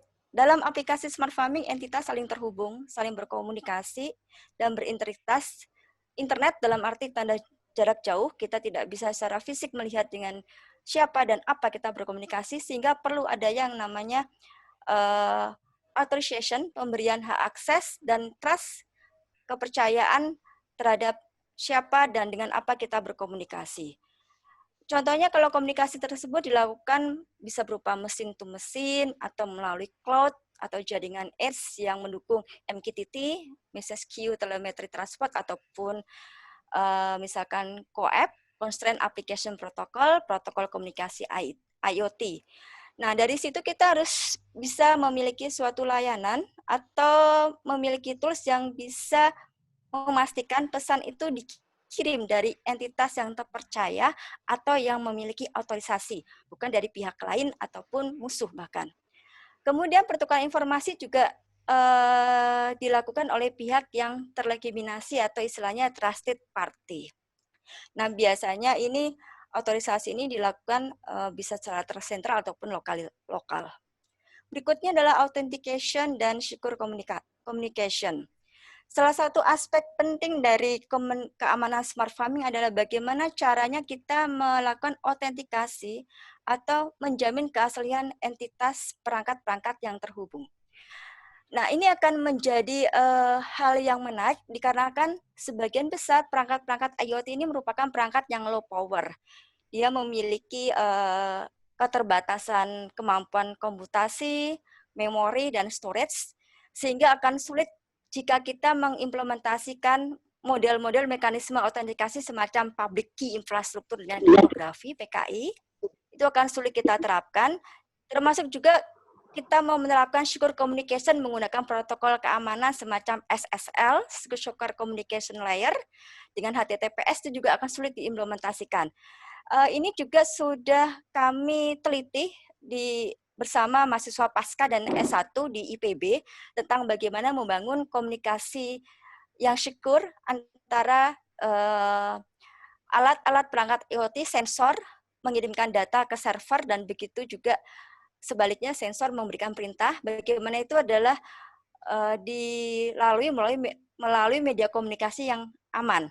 Dan memang kita akhirnya harus berpikir membuat suatu algoritma atau mengembangkan algoritma yang sifatnya lightweight, yang ringan, yang bisa berjalan kepada perangkat-perangkat yang memiliki kemampuan komputasi yang rendah. Walaupun memang itu akan menurunkan sedikit derajat tingkat keamanannya. Kemudian kendala yang di lapangan adalah, walaupun penelitian beberapa sudah banyak membicarakan tentang kriptografi lightweight, authentication lightweight, tapi belum banyak atau saya belum melihat yang diimplementasikan secara real di lapangan, di dunia nyata yang dipakai. Itu saya lihat baru sebatas pada percobaan di lapangan. Berikutnya adalah compliance and regulation. Smart farming dan precision agriculture juga memunculkan isu hukum, di antaranya masalah kontrak dan agreement. Perlu adanya perhatian khusus, perlu adanya pengetahuan lebih ketika melihat klausal-klausal di dalam kontrak dan agreement yang ada, terutama klausal yang membahas tentang data privacy, kerahasiaan, regulasi kedaerahan, karena mungkin tiap daerah bisa memiliki regulasi yang berbeda-beda, dan perlindungan HKI, bagaimana kontrak tersebut mengakomodir hal tersebut, sehingga kadang-kalanya dibutuhkan pendampingan pengacara atau pihak-pihak yang paham hukum. Dan hal yang menarik lagi adalah tentang cyber insurance. Tapi saya memang belum banyak belajar membaca tentang kaitannya cyber insurance di agriculture. Padahal ini memang salah satu isu yang menarik dalam hal security di smart farming. Nah, untuk slide ini saya ingin berbagi sharing tentang peluang-peluang atau sumber serangan cyber pada smart farming. Secara garis besar untuk memudahkannya saya bagi menjadi 4 kategori. Pertama adalah serangan data, kemudian adalah networking and equipment attack, kemudian serangan supply chains, dan serangan lain yang relevan. Pada serangan data, kita lihat bahwa sebagian besar serangan bisa berasal dari 4 hal ini, yaitu kebocoran data dari pihak dalam, entah karyawan ataupun tenaga ahli di dalam, kemudian kebocoran data cloud, kemudian juga serangan injeksi data yang salah ataupun serangan penyebaran informasi yang memberikan interpretasi berbeda atau misinformation. Kemudian untuk serangan dari sisi jaringan dan peralatan, biasanya ada serangan yang namanya radio frekuensi jamming attack. Kita mungkin sudah tahu sebagian besar bahwa perangkat-perangkat yang ada di smart farming bekerja di bawah radio frekuensi dengan menggunakan kombinasi GPS, GNSS, dan seterusnya sifatnya real time. Nah, ini juga akan memunculkan peluang serangan dari musuh ataupun attacker membuat jaringan tersebut jadi jam atau macet, sehingga komunikasi datanya terganggu. Berikutnya adalah serangan injection malware atau malicious software yang berbahaya. Itu bisa dilakukan di perangkat-perangkat baik di sisi layer fisikal atau bahkan nanti sampai ke layer yang ada di cloud. Kemudian serangan DOS dan botnet, ini salah satu serangan di network di mana sebagai contoh adalah suatu server IoT dibanjiri perintah-perintah sederhana dari attacker sehingga dia sibuk, sehingga tidak bisa melayani atau memberikan layanan kepada klien-klien yang ada di smart farming tersebut. Botnet ini semacam zombie, jadi penyerang bisa membuat perangkat-perangkat yang ada di smart farming itu menyerang ke servernya sendiri. Yang berikutnya adalah serangan set channel, serangan untuk berbagai channel dari mulai komunikasi, data, suara, dan seterusnya. Berikutnya yang tidak kalah menarik adalah serangan di supply chains. Tadi yang sempat yang sudah diutarakan Pak Kudang juga bahwa precision agriculture ini mulai dari in-farm dan out-farm. Tidak hanya dari pertanian tapi sampai pada distribusinya. Supply chain ini mulai dari pertanian menghasilkan bahan baku, disimpan, diproses oleh industri, dikemas, dikirim ke jaringan industri sampai ke konsumen yang menerimanya. Nah, dengan adanya smart farming ini, precision agriculture di tiap change-nya, tiap tahapnya itu menggunakan teknologi IT yang notabene akan memberikan potensi ancaman keserangan juga. Yang kemungkinan tidak hanya akan mengganggu pada satu mata rantai, tapi juga sifatnya cascading pada keseluruhan supply chains yang ada. Contoh yang paling menarik yang barusan terjadi adalah serangan WannaCry ransom. Ini salah satu juga mengganggu supply chains yang ada. Misalkan satu titik pada server distribusi akan bisa mengganggu keseluruhan dari mata rantai yang ada. Serangan lain yang relevan misalkan adalah pelanggaran regulasi dengan adanya injeksi data yang salah, kemudian penggangguan proses sertifikasi, kemudian adanya pengubahan data dan seterusnya sehingga proses sertifikasi berjalan gagal ataupun tidak berhasil. Ya, regulasi tidak terpenuhi dan seterusnya. Kemudian juga ada cyberterorisme, serangan yang sudah dalam skala yang besar, dan juga yang menarik adalah serangan cloud computing. Salah satunya tadi serangan botnet, DDoS, virtual machine juga bisa dilakukan di cloud. Nah, dari berbagai serangan yang ada ini muncullah penelitian yang mencoba untuk mengatasi atau memberikan solusi atas serangan ini. Di sini coba dikembangkan roadmap cyber security, penelitian pada smart farming berdasarkan komponen-komponen yang sudah diungkapkan sebelumnya, misalkan berdasarkan arsitektur multi-layer-nya, ataukah berdasarkan dari isu dari security dan privacy-nya, atau berdasarkan jenis-jenis cyber attack-nya. Nah, saya coba skemakan seperti tampilan di depan ini.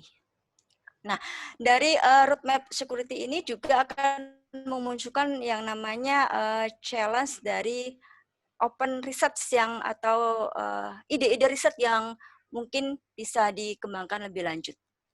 Nah, untuk open research challenge di security and privacy in smart farming, untuk memudahkannya dibagi menjadi 4 sudut pandang perspektif. Pertama adalah dari sudut pandang access control, trust and privacy, kemudian dari sudut pandang datanya, dari sudut pandang networknya, dan terakhir dari sudut pandang compliance dan supply chains. Dari sudut pandang access control, trust, dan privacy ini kita bisa melakukan penelitian misalkan mengembangkan solusi dan mekanisme untuk kontrol akses spesifik pertanian, atau juga bisa juga membuat policy yang terkait dengan ownership kepemilikan, sharing data spesifik sehingga data digunakan secara proper, atau juga bisa mengembangkan model yang bisa menghandle temporary livestock untuk use case tertentu.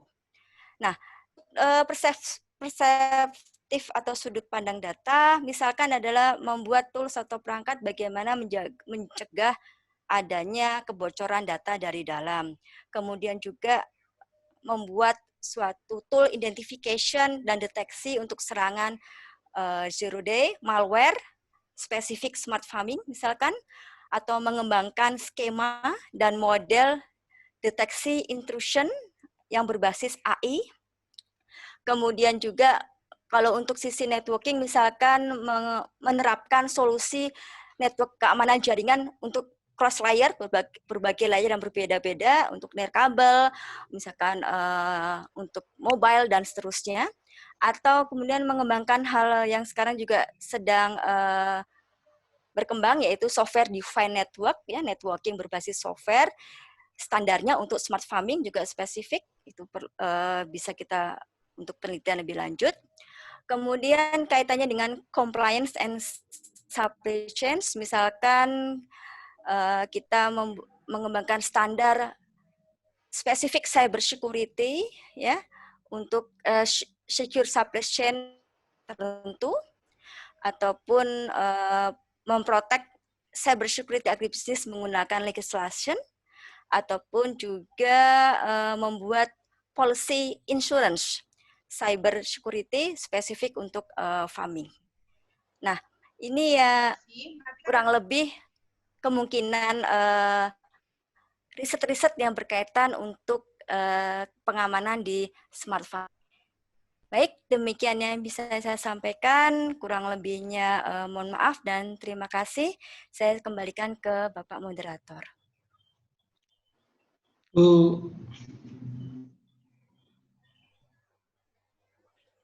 Baik, terima kasih Bu Selvi atas paparannya. Mungkin ini saya sudah mencatat banyak pertanyaan dari para penanya. Mungkin kalau ditanyakan satu-satu ke penanyanya mungkin akan memakan waktu lama. Barangkali saya lebih baik menyebutkan pertanyaan dari para penanya saja. Nah, mohon Pak Prof. Kudang, Pak Dr. Suwardi, dan Bu Selvi barangkali mencatat apa yang ditanyakan oleh masing-masing penanya. Saya akan merangkumnya. Mudah-mudahan saya bacakan dengan kalimat cepat dan singkat saja. Kalau print screen itu mana? Ini aja.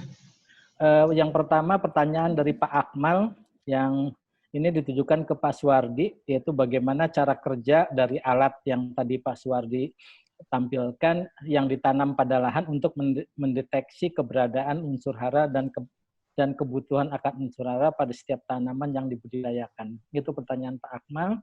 Kemudian yang kedua pertanyaan dari Pak Samsul Arif. Ini juga pertanyaannya untuk Pak Suwardi. Jadi pertanyaannya bagaimana sensor bisa mengenali defisiensi unsur hara tertentu pada tanaman dengan serangan penyakit. Diketahui bahwa unsur hara tertentu mempunyai kemiripan gejala dengan serangan penyakit, misalkan defisiensi N, mempunyai gejala yang mirip dengan penyakit bulai pada tanaman jagung. Kemudian yang pertanyaan ketiga dari Pak Asep Tata Permana, apakah secara ekonomis smart farming ini cocok di Indonesia yang harga jual produknya kadang rendah? Mungkin ini ditanyakan untuk Prof. Kudang dan Pak Suwardi barangkali ya itunya. Kemudian dari Bu Lili pertanyaannya, apakah smart farming atau precision agriculture ini investasi awalnya mahal sehingga hanya petani besar saja yang mampu melakukannya? Nah, kemudian ada pertanyaan yang kelima dari Mbak Mercy, AGH 43. Ini pertanyaannya, investasi smart farming pasti lebih cocok diterapkan pada skala bisnis yang besar, mungkin maksudnya ya. Nah, pertanyaannya adalah di Indonesia, di mana bisnis pertanian yang sudah menerapkan smart farming pada sistem yang terintegrasi, selain dalam skala riset tentunya. Tadi saya lihat ini sebetulnya sudah dijawab di chatnya Pak Suwardi ya, dengan ini, mungkin nanti Pak Suwardi bisa menjelaskan lagi barangkali ya itunya. Kemudian yang keenam dari Pak Heri Aprianto, pertanyaannya apakah sudah ada wahana atau lokasi di Indonesia yang dianggap best practice terkait dengan smart farming dan precision agriculture yang cukup lengkap untuk pembelajaran. Nah ini mungkin untuk, ini pertanyaannya kelihatannya untuk Pak Prof. Kudang dan Pak Suwardi barangkali ya. Kemudian pertanyaan yang ketujuh dari Ibu Enidia. Ibu Enidia ini dua kali mengajukan pertanyaan. Pertanyaan untuk Pak Suwardi, bagaimana kami yang dari perguruan tinggi di luar IPB bisa ikut memanfaatkan smart farming IPB? Kapan diadakan pelatihan smart farming di IPB? Kemudian pertanyaan yang kedua dari Bu Enidia, yaitu smart farming apakah bisa dioperasikan di kelompok tani? Barangkali nanti Pak Suwardi atau Prof. Kudang bisa memberikan contohnya ya. Nah kemudian yang kedelapan pertanyaan dari ini Bapak atau Ibu namanya Tri Siswandi, mungkin Bapak barangkali ya. Ada 3 pertanyaan. Apakah dengan penambahan teknologi ini akan berimbas terhadap harga jual yang lebih tinggi?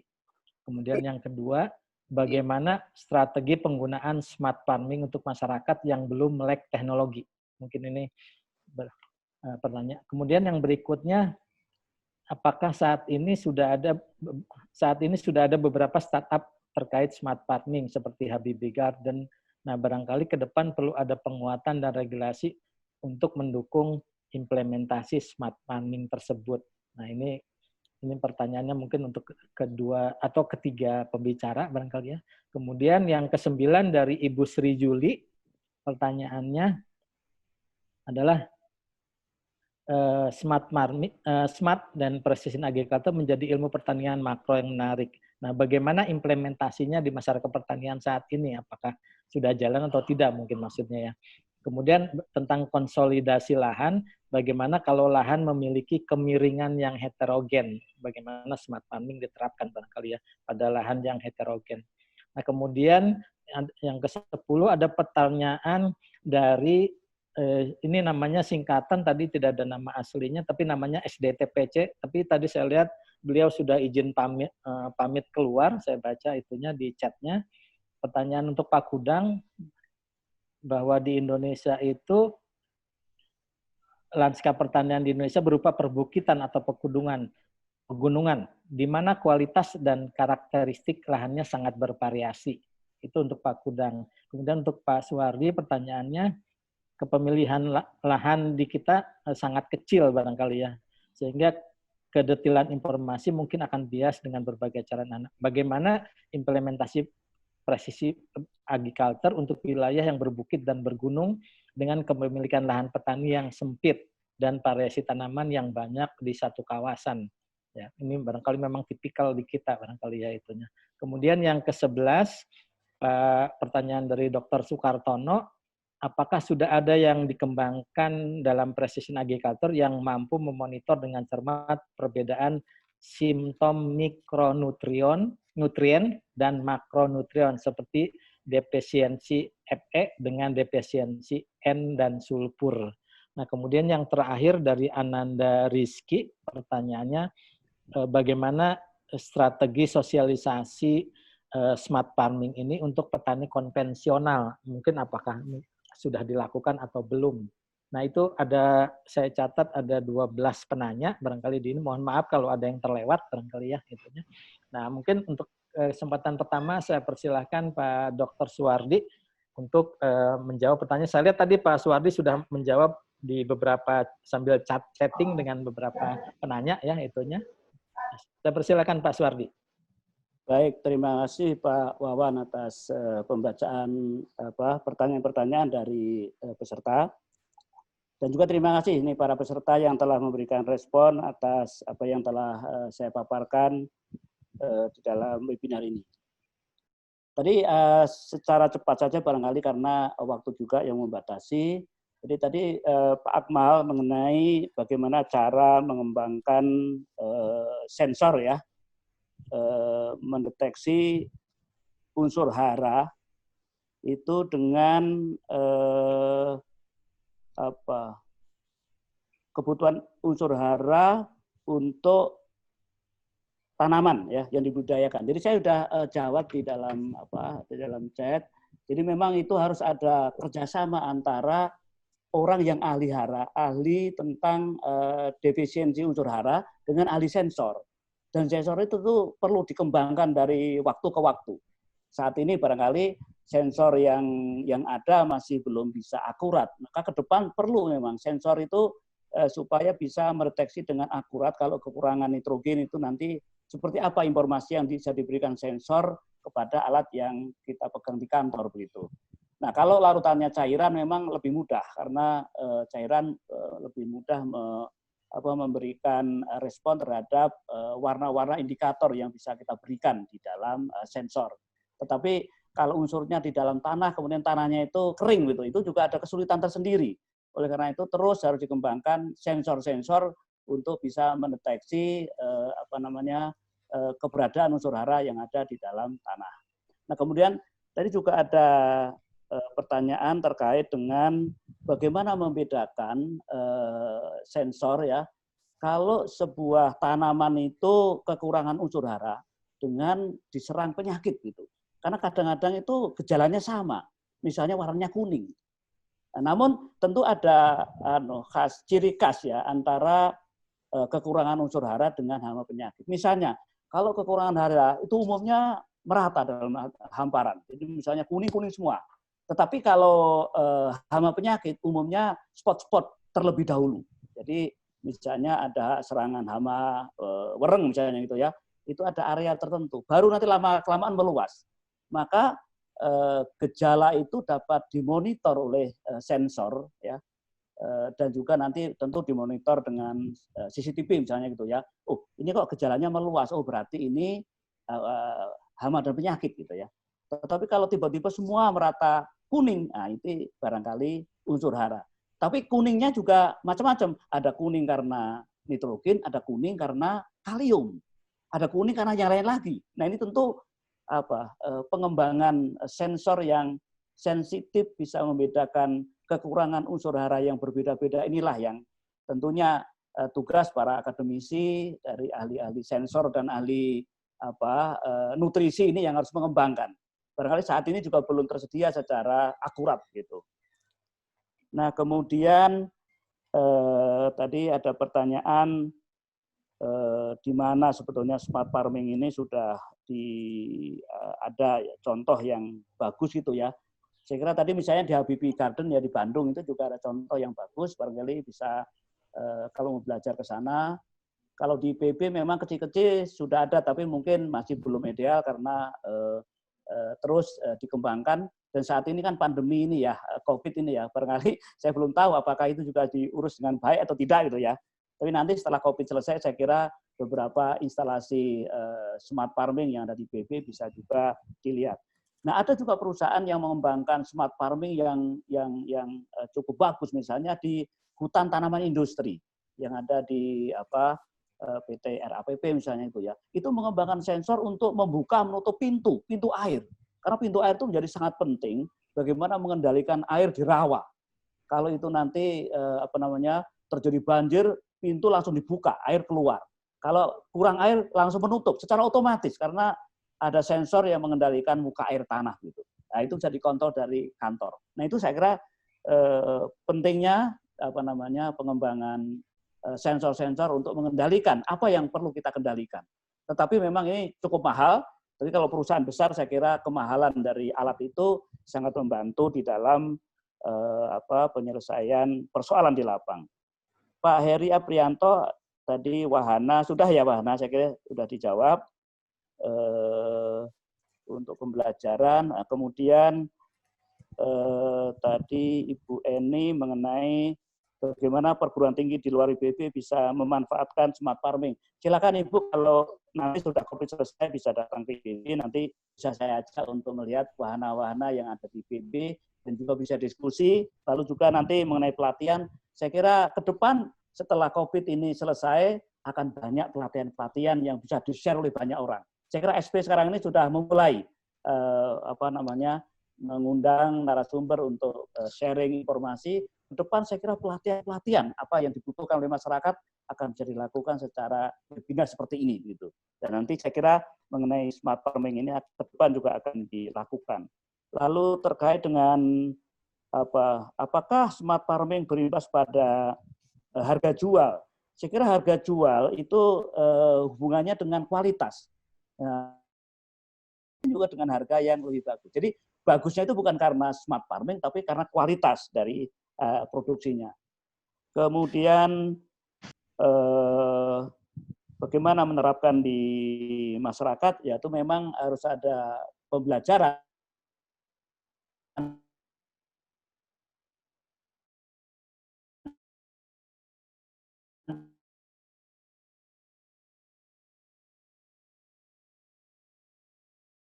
menguntungkan, saya kira akan terus dikembangkan.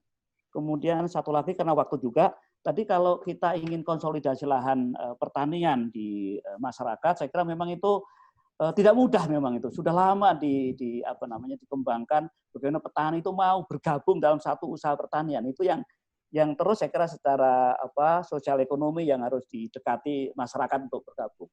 Lalu lahan-lahan yang miring bagaimana? Memang untuk smart farming penggunaan alat-alat pertanian sebaiknya memang yang datar. Nah, untuk yang miring-miring tentu nanti ada perlakuan khusus, area pertaniannya tidak dibuat luas karena juga nggak bisa tanah itu diratakan gitu ya. Itu tentu harus menjadi kontur agar tanah tetap bisa digunakan untuk pengembangan pertanian di lapisan atas tanah, itulah yang subur. Saya kira itu dulu yang dapat saya sampaikan. Saya kira sangat banyak. Mungkin nanti kalau masih ada waktu, saya bisa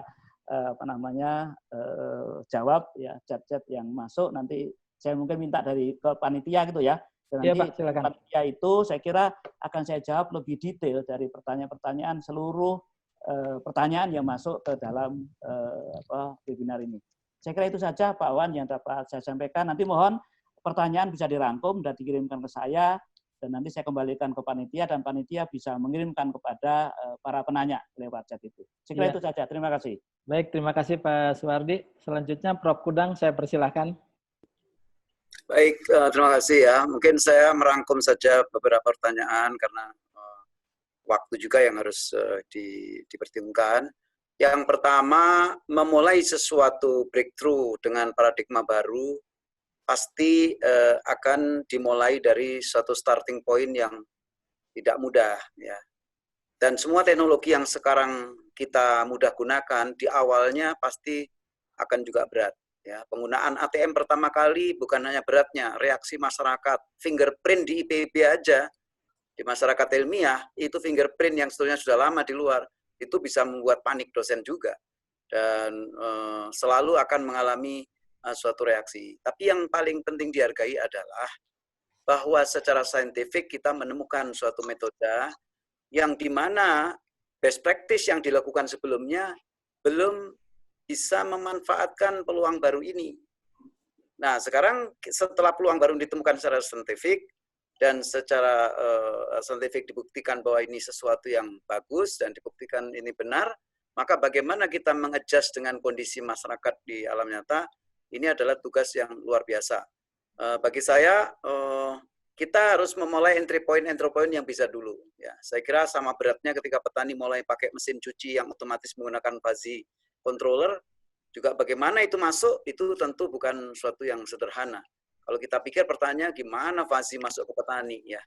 Jadi pertama kita jangan menjual alat, tapi harus menjual solusi.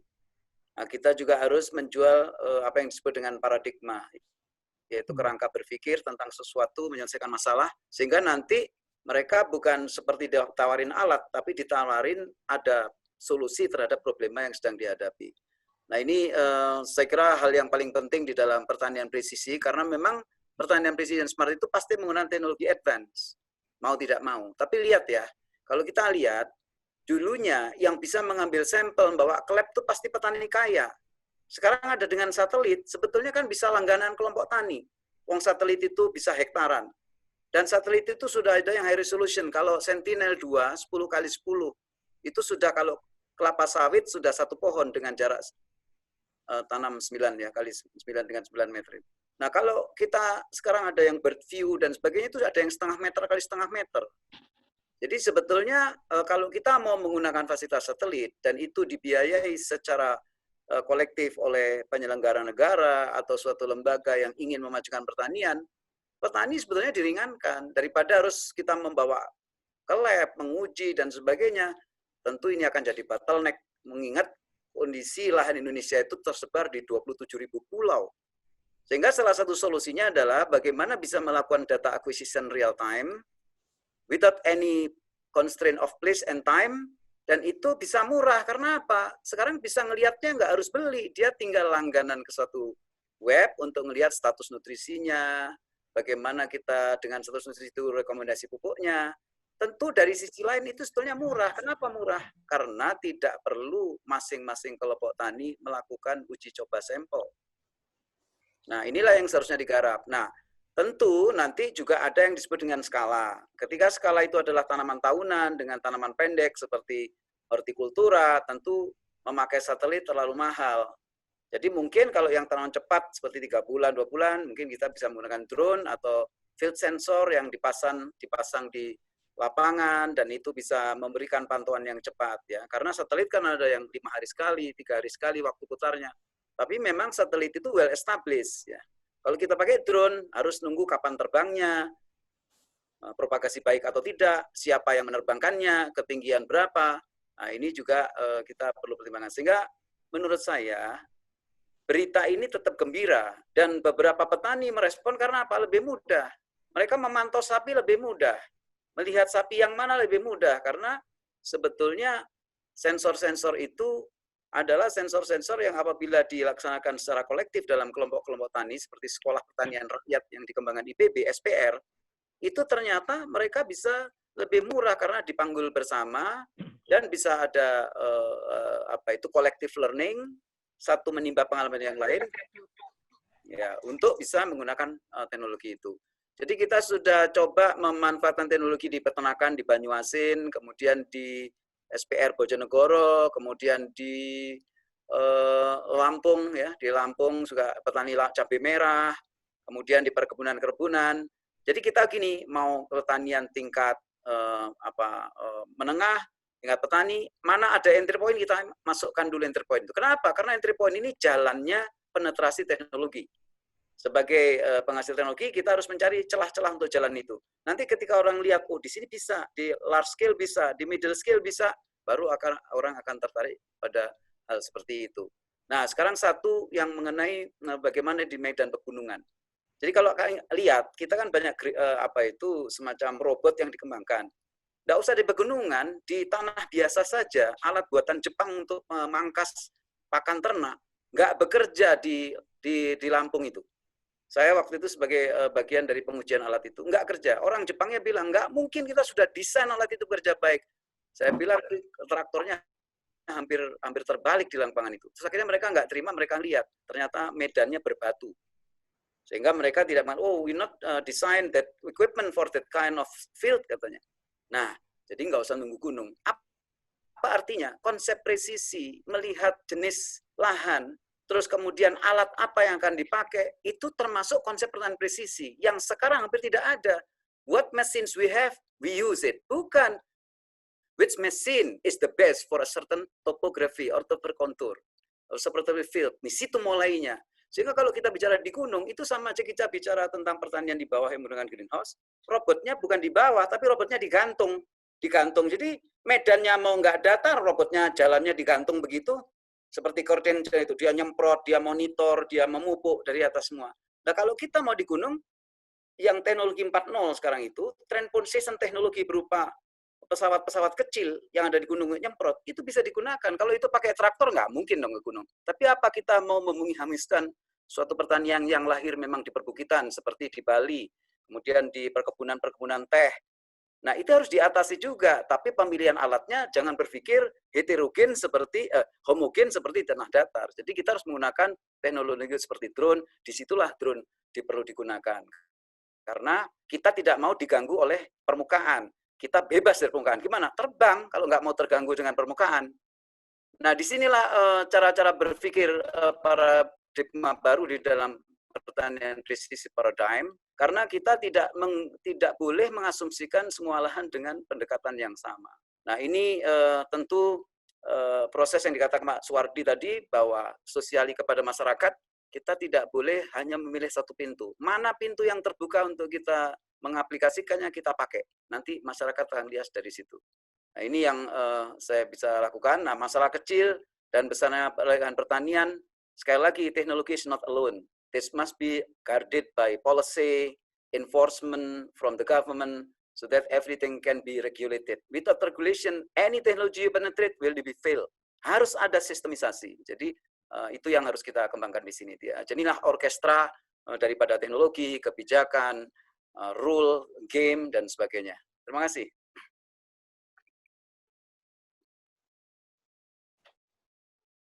Terima kasih Pak Godang. Nah, untuk Bu Selvi, ini ada pertanyaan dari Bu Mercy barangkali ya, tapi saya lihat di chat sudah dijawab juga oleh Bu Selvi ya. Tapi mohon statement dari Bu Selvi, mungkin tidak semua orang membaca. Ada beberapa juga saya lihat chat Bu Selvi dengan Pak Asep dan lain-lain. Silakan Bu Selvi.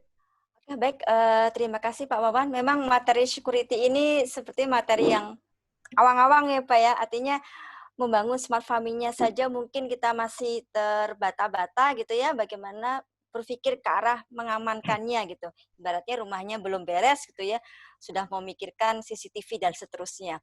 Tapi paling tidak ketika kita membangun sistem, kita juga harus berpikir bahwa peluang-peluang ketidakamanan dari sistem kita seperti apa. Dari situ kita akan berpikir bagaimana cara mengamankan sistem kita. Tidak menunggu sampai terjadinya suatu kerusakan, serangan baru kita berpikir bagaimana cara mengamankannya, itu sudah terlalu terlambat. Artinya sudah sistem lain lagi, berarti itu adalah sistem pengobatan ibaratnya. Pemadam Iya, kebakaran. pengobatan ya Pak ya. Iya. Kita harusnya mencegah hal itu terjadi. Nah, seperti tadi juga sudah diungkap Pak Kudam barusan, kita butuh yang namanya regulasi. Sayang sekali regulasi spesifik smart farming itu di Indonesia belum ada. Dan saya lihat memang juga di luar negeri juga undang-undang khusus smart farming belum. Tapi kalau mungkin peraturan terkait kedaerahan mungkin ada, tapi saya belum searching secara spesifik. Nah, walaupun belum ada regulasi khusus spesifik smart farming, tetapi kita juga bisa berilai pada Undang-Undang ITE yang nomor 11 tahun 2008, di mana dia akan mengatur tentang informasi dan transaksi elektronik, karena notabene kan smart farming kita kaitannya dengan kegiatan di internet. Nah, di situ kita bisa berilai terhadap situ juga. Penjelasannya lebih dalam di Peraturan Pemerintah Nomor 71 Tahun 2019, itu juga merupakan penjelasan lebih detail dari Undang-Undang Nomor 11, Undang-Undang ITE ini. Kemudian saya juga pernah baca ada ISO-nya juga Pak terkait dengan smart farming, Pak Wawan. Jadi misalkan tentang bagaimana greenhouse dan seterusnya, itu juga ada ISO-nya. Jadi kalau memang untuk perusahaan besar ingin mengembangkan regulasi lebih ini, kita bisa pergi ke ISO yang seperti itu. Tetapi memang spesifik smart farming di Indonesia belum ada. Kemudian pertanyaan menarik berikutnya, ada pertanyaan private ke saya dari Bu Lili. Bagaimana menerapkan teknologi keamanan yang sepertinya di awang-awang itu ke petani. Nah, sebenarnya pengamanan smart farming ini adalah tanggung jawab dari pengembang ekosistem smart farming.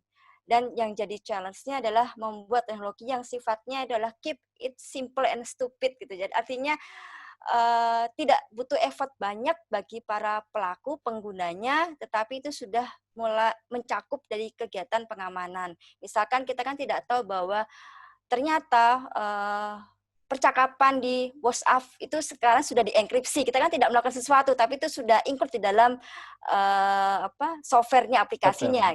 Kita tidak perlu melakukan settingan apapun. Nah, hal-hal itu yang menjadi tantangan dari pengembang ekosistem.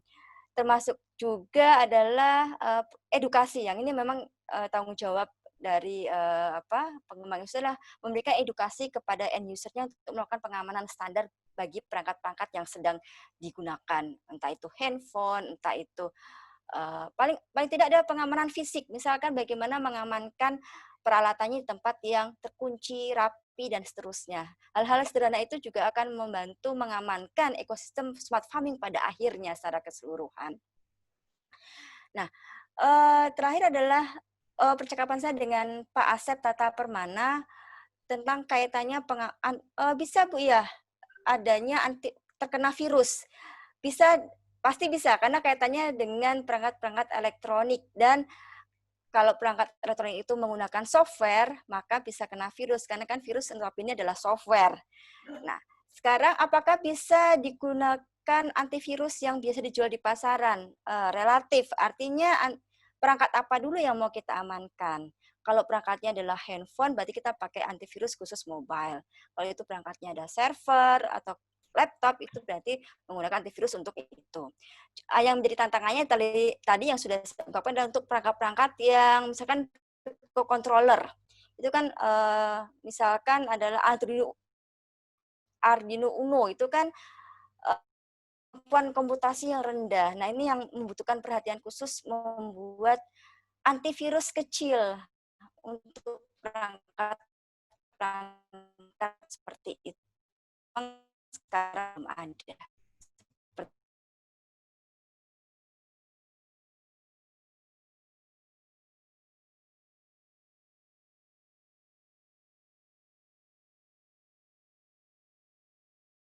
Ya, pertanyaan singkat dari Pak Irang, komoditas apakah yang visible untuk smart farming? Jadi apakah semua komoditas bisa atau hanya untuk komoditas tertentu saja? Kemudian yang kedua dari Bu Irma, apakah ada contoh smart farming sektor peternakan yang ada di Indonesia itu, tapi di luar peternakan ayam dan peternakan sapi perah? di luar peternakan dan sapi perah, peternakan ayam dan sapi perah. Kemudian dari Bu Wahida, pertanyaannya, apakah IPB sudah mengembangkan sensor untuk mengetahui unsur hara N, P, dan K? Natrium, kemudian P-nya apa? Saya agak lupa tuh. Fosfor. Ya, itu pertanyaan. Mungkin silahkan Pak Suwardi dulu menjawab, barangkali nanti Pak Prof. Kudang barangkali menambahkan. Baik, terkait dengan komunitas apa, kira semua komoditas bisa ya dibuat smart farming, misalnya padi ya, kemudian perkebunan tadi Prof. Kudang telah mencontohkan di sawit, di hutan tanaman industri, ya di semua tanaman saya kira bisa menggunakan smart farming ataupun precision agriculture. Hanya saja memang penerapannya di lapang tentu sangat tergantung dari lokasi, kemudian juga luasan dan jenis tanaman yang dikembangkan gitu. Nah, kemudian mengenai sensor itu memang masih dalam proses pengembangan gitu ya. Belum ada sensor yang betul-betul memuaskan gitu ya. Kalau sensor yang di larutan itu memang relatif, tadi saya katakan relatif lebih mudah, sudah ada ya, mengetahui kalau larutan itu berapa ppm misalnya nitrogen, kalium dan fosfor. Tapi begitu sensor itu diterapkan di lahan kering gitu ya, maka sensor seperti itu tidak bisa bekerja dengan baik. Perlu ada pengembangan sensor yang sensitif terhadap kandungan hara yang ada di dalam tanah. Jadi tentu antara ahli unsur hara dan ahli sensor begitu. Saya kira itu aja, terima kasih. Ya, Prof. Kudang silahkan. Ya, saya kira sama bahwa seyogyanya introduksi teknologi tidak boleh memilah dan memilih jenis tanaman apa. Karena begitu kita bicara precision agriculture, for any agricultural commodities, itu bisa. Nah, tentu semua ada kajian kelayakan ekonomis dan sebagainya, itu nanti yang dilihat. Tapi secara peluangnya, saya kira itu peluangnya sama kepada semua objek bisa kita lakukan, karena pada dasarnya semua adalah berbasis pada fenomena-fenomena sinyal, fenomena spektrofotometri, fenomena-fenomena seperti suhu, udara, pantulan, dan sebagainya. Jadi semua ini memang diciptakan oleh Allah dengan keteraturan yang sama. Mereka mengeluarkan apa yang disebut gelombang itu bisa pantul, bisa gelombang yang direfleksikan, bisa yang diteruskan, diserap dan sebagainya, absorbance, ada reflection ya dan sebagainya, itu semuanya memungkinkan karena objek bisa dibedakan dengan objek lain karena ada panjang gelombang yang dipantulkan ulang itu. Itulah yang sebetulnya menjadi dasar mengapa teknologi tidak akan memilih itu. Yang kedua, bahwa penerapan kita untuk sensor-sensor ini sebetulnya sudah banyak dikembangkan IPB dan sudah dikembangkan sendiri sekarang ini, terutama sensor-sensor yang berbasis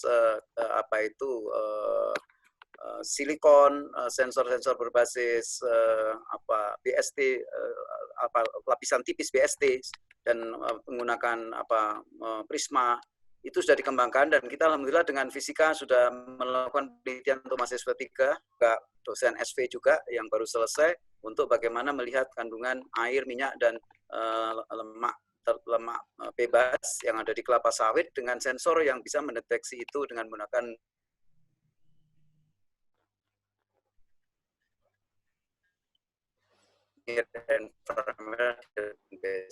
dan itu diproduksi sendiri. Jadi begitu fenomena alam kita bisa rubah menjadi fenomena listrik, berarti sudah nanti tinggal kesananya sudah hanya interfacing aja ke apa saja yang bisa kita lakukan, dan itulah yang sudah menjadi syarat. Nah, tentu ini semua saya kira menjadi suatu orkestra yang harus kolaboratif.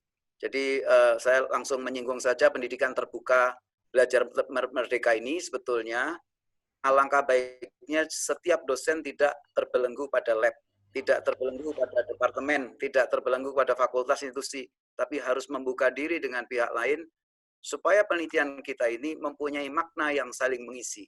Dan itu berarti enriching to each other. Tanpa seperti itu, kita pasti ada batasan di mana kita tidak bisa menerapkannya. Oleh karena itu, dalam pertemuan ini saya sangat senang webinar ini diadakan karena sharingnya sangat luas, tidak terikat waktu dan tempat. Mudah-mudahan training kami di Fateta siap untuk menerima training beberapa precision agriculture. Kita ada summer course, ada summer training yang di tempat. Mudah-mudahan ini segera kita bisa sosialisasikan. Terima kasih Pak Wawan. Baik, Pak Kudang, terima kasih. Jadi Bapak dan Ibu, mungkin karena waktu ya, dibatasi oleh waktu, jadi mungkin saya ingin sekedar bukan menyimpulkan barangkali ya, hanya meng-highlight saja terkait dengan smart farming dan precision agriculture ya. Jadi memang sekarang itu kalau melihat itu bahwa sekarang revolusi pertanian itu sudah memasuki revolusi 4.0 ya. Revolusi pertanian yang pertama terjadi pada saya baca di sejarah katanya tahun 10.000 sebelum Masehi, ketika masyarakat di Timur Tengah sudah mulai berbudidaya di daerah-daerah yang ada oasenya, jadi di sana penduduk berbudidaya menanam tanaman, berbudidaya tanaman. Kemudian revolusi yang kedua terjadi pada abad ke-17 dan 18, ketika ada revolusi ditemukannya mesin uap oleh James Watt ya, dan itu mendorong pembangunan pertanian dengan menggunakan mesin-mesin. Kemudian revolusi yang ketiga pertanian adalah saat revolusi hijau tahun 60-an, 1960-an, ketika Ford Foundation mengembangkan pertanian gandum di Meksiko dan padi di Filipina ya untuk memenuhi kebutuhan manusia yang semakin bertambah banyak, dan pada saat ini sudah berkembang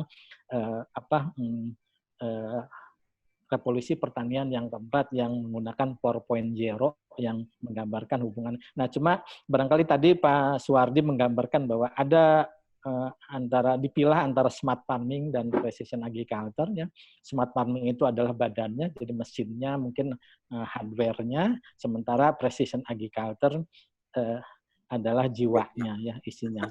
Nah, ya, jadi mungkin Pak Kudang ketawa mungkin, tapi saya pikir setelah penjelasan Pak Kudang tadi saya menangkap ini sebetulnya tidak bisa dipisah ya, ini sebetulnya menjadi satu, mudah-mudahan ini betul barangkali Pak Kudang ya itunya. Nah kemudian tadi Pak Kudang memaparkan bahwa presisi itu harus ada 4T ya, pertama adalah harus cepat, jadi harus real time waktunya gitu ya, misalkan kurangan unsur haranya pada saat ini berapa gitu dan seterusnya, kemudian harus tepat itu bahkan tadi Prof. Kudang menggambarkan per areanya harus ketika ada di klaster zonasinya harus dilihat zonasi kan tepat, kemudian harus terlihat dan harus hemat gitu ya itunya. Nah sehingga harusnya precision agriculture itu bisa merubah image, citra dan paradigma proses bisnis pertanian, dan tadi mungkin digambarkan bahwa presisi itu tidak hanya harus di hulunya, di on farm-nya, tapi harus sampai dengan ke hilir. Jadi from farm to table barangkali ya presisinya itunya. Nah, jadi itu kemudian dari sisi ini ternyata juga bahwa ketika mengembangkan smart farming dan precision agriculture ternyata juga bisa ada serangan agroterorisme. Makanya dibutuhkan juga bagaimana mengantisipasi adanya agroterorisme tersebut supaya datanya mungkin tidak hilang atau datanya tidak jadi salah sehingga pemupukannya tepat dan lain-lainnya tepat sehingga cuma sayangnya tadi kalau menurut Bu Selvi belum ada regulasi yang mengatur security tentang smart farming dan ini masih mungkin juga saya juga Bu Selvi juga belum mencari literatur apakah di Amerika juga sudah ada regulasi tentang agroterorisme untuk smart farming dan precision agriculture. Barangkali itu saja dari saya. Terima kasih Bapak dan Ibu atas kehadirannya. Ini sudah lebih dari 10 menit dari yang dijadwalkan. Waktu dan tempat saya kembalikan ke pembawa acara Ibu Win Kuntari. Silakan Bu Win Kuntari. Baik, terima kasih Pak Wawan. Sebelum saya tutup acara ini, saya ingin mengucapkan terima kasih atas kehadiran 20 universitas dan politeknik dari Sumatera, Kalimantan, Sulawesi, NTB, Bali, begitu juga dari Jabodetabek. Cukup banyak, dan 2 dari lembaga pemerintah, yaitu dari Kemenkop dan UKM, serta Dinas Pertanian Pariaman. Baik Bapak Ibu, tuntas sudah acara webinar SVIPB University seri kedua. Semoga apa yang sudah dipaparkan tadi bisa memberikan manfaat bagi kita semua. Amin. Atas nama panitia, saya Win Kuntari sebagai pembawa acara. Mohon maaf bila ada banyak kekurangan. Wabillahi taufiq wal hidayah. Wassalamualaikum warahmatullahi wabarakatuh. Waalaikumsalam. Waalaikumsalam warahmatullahi wabarakatuh.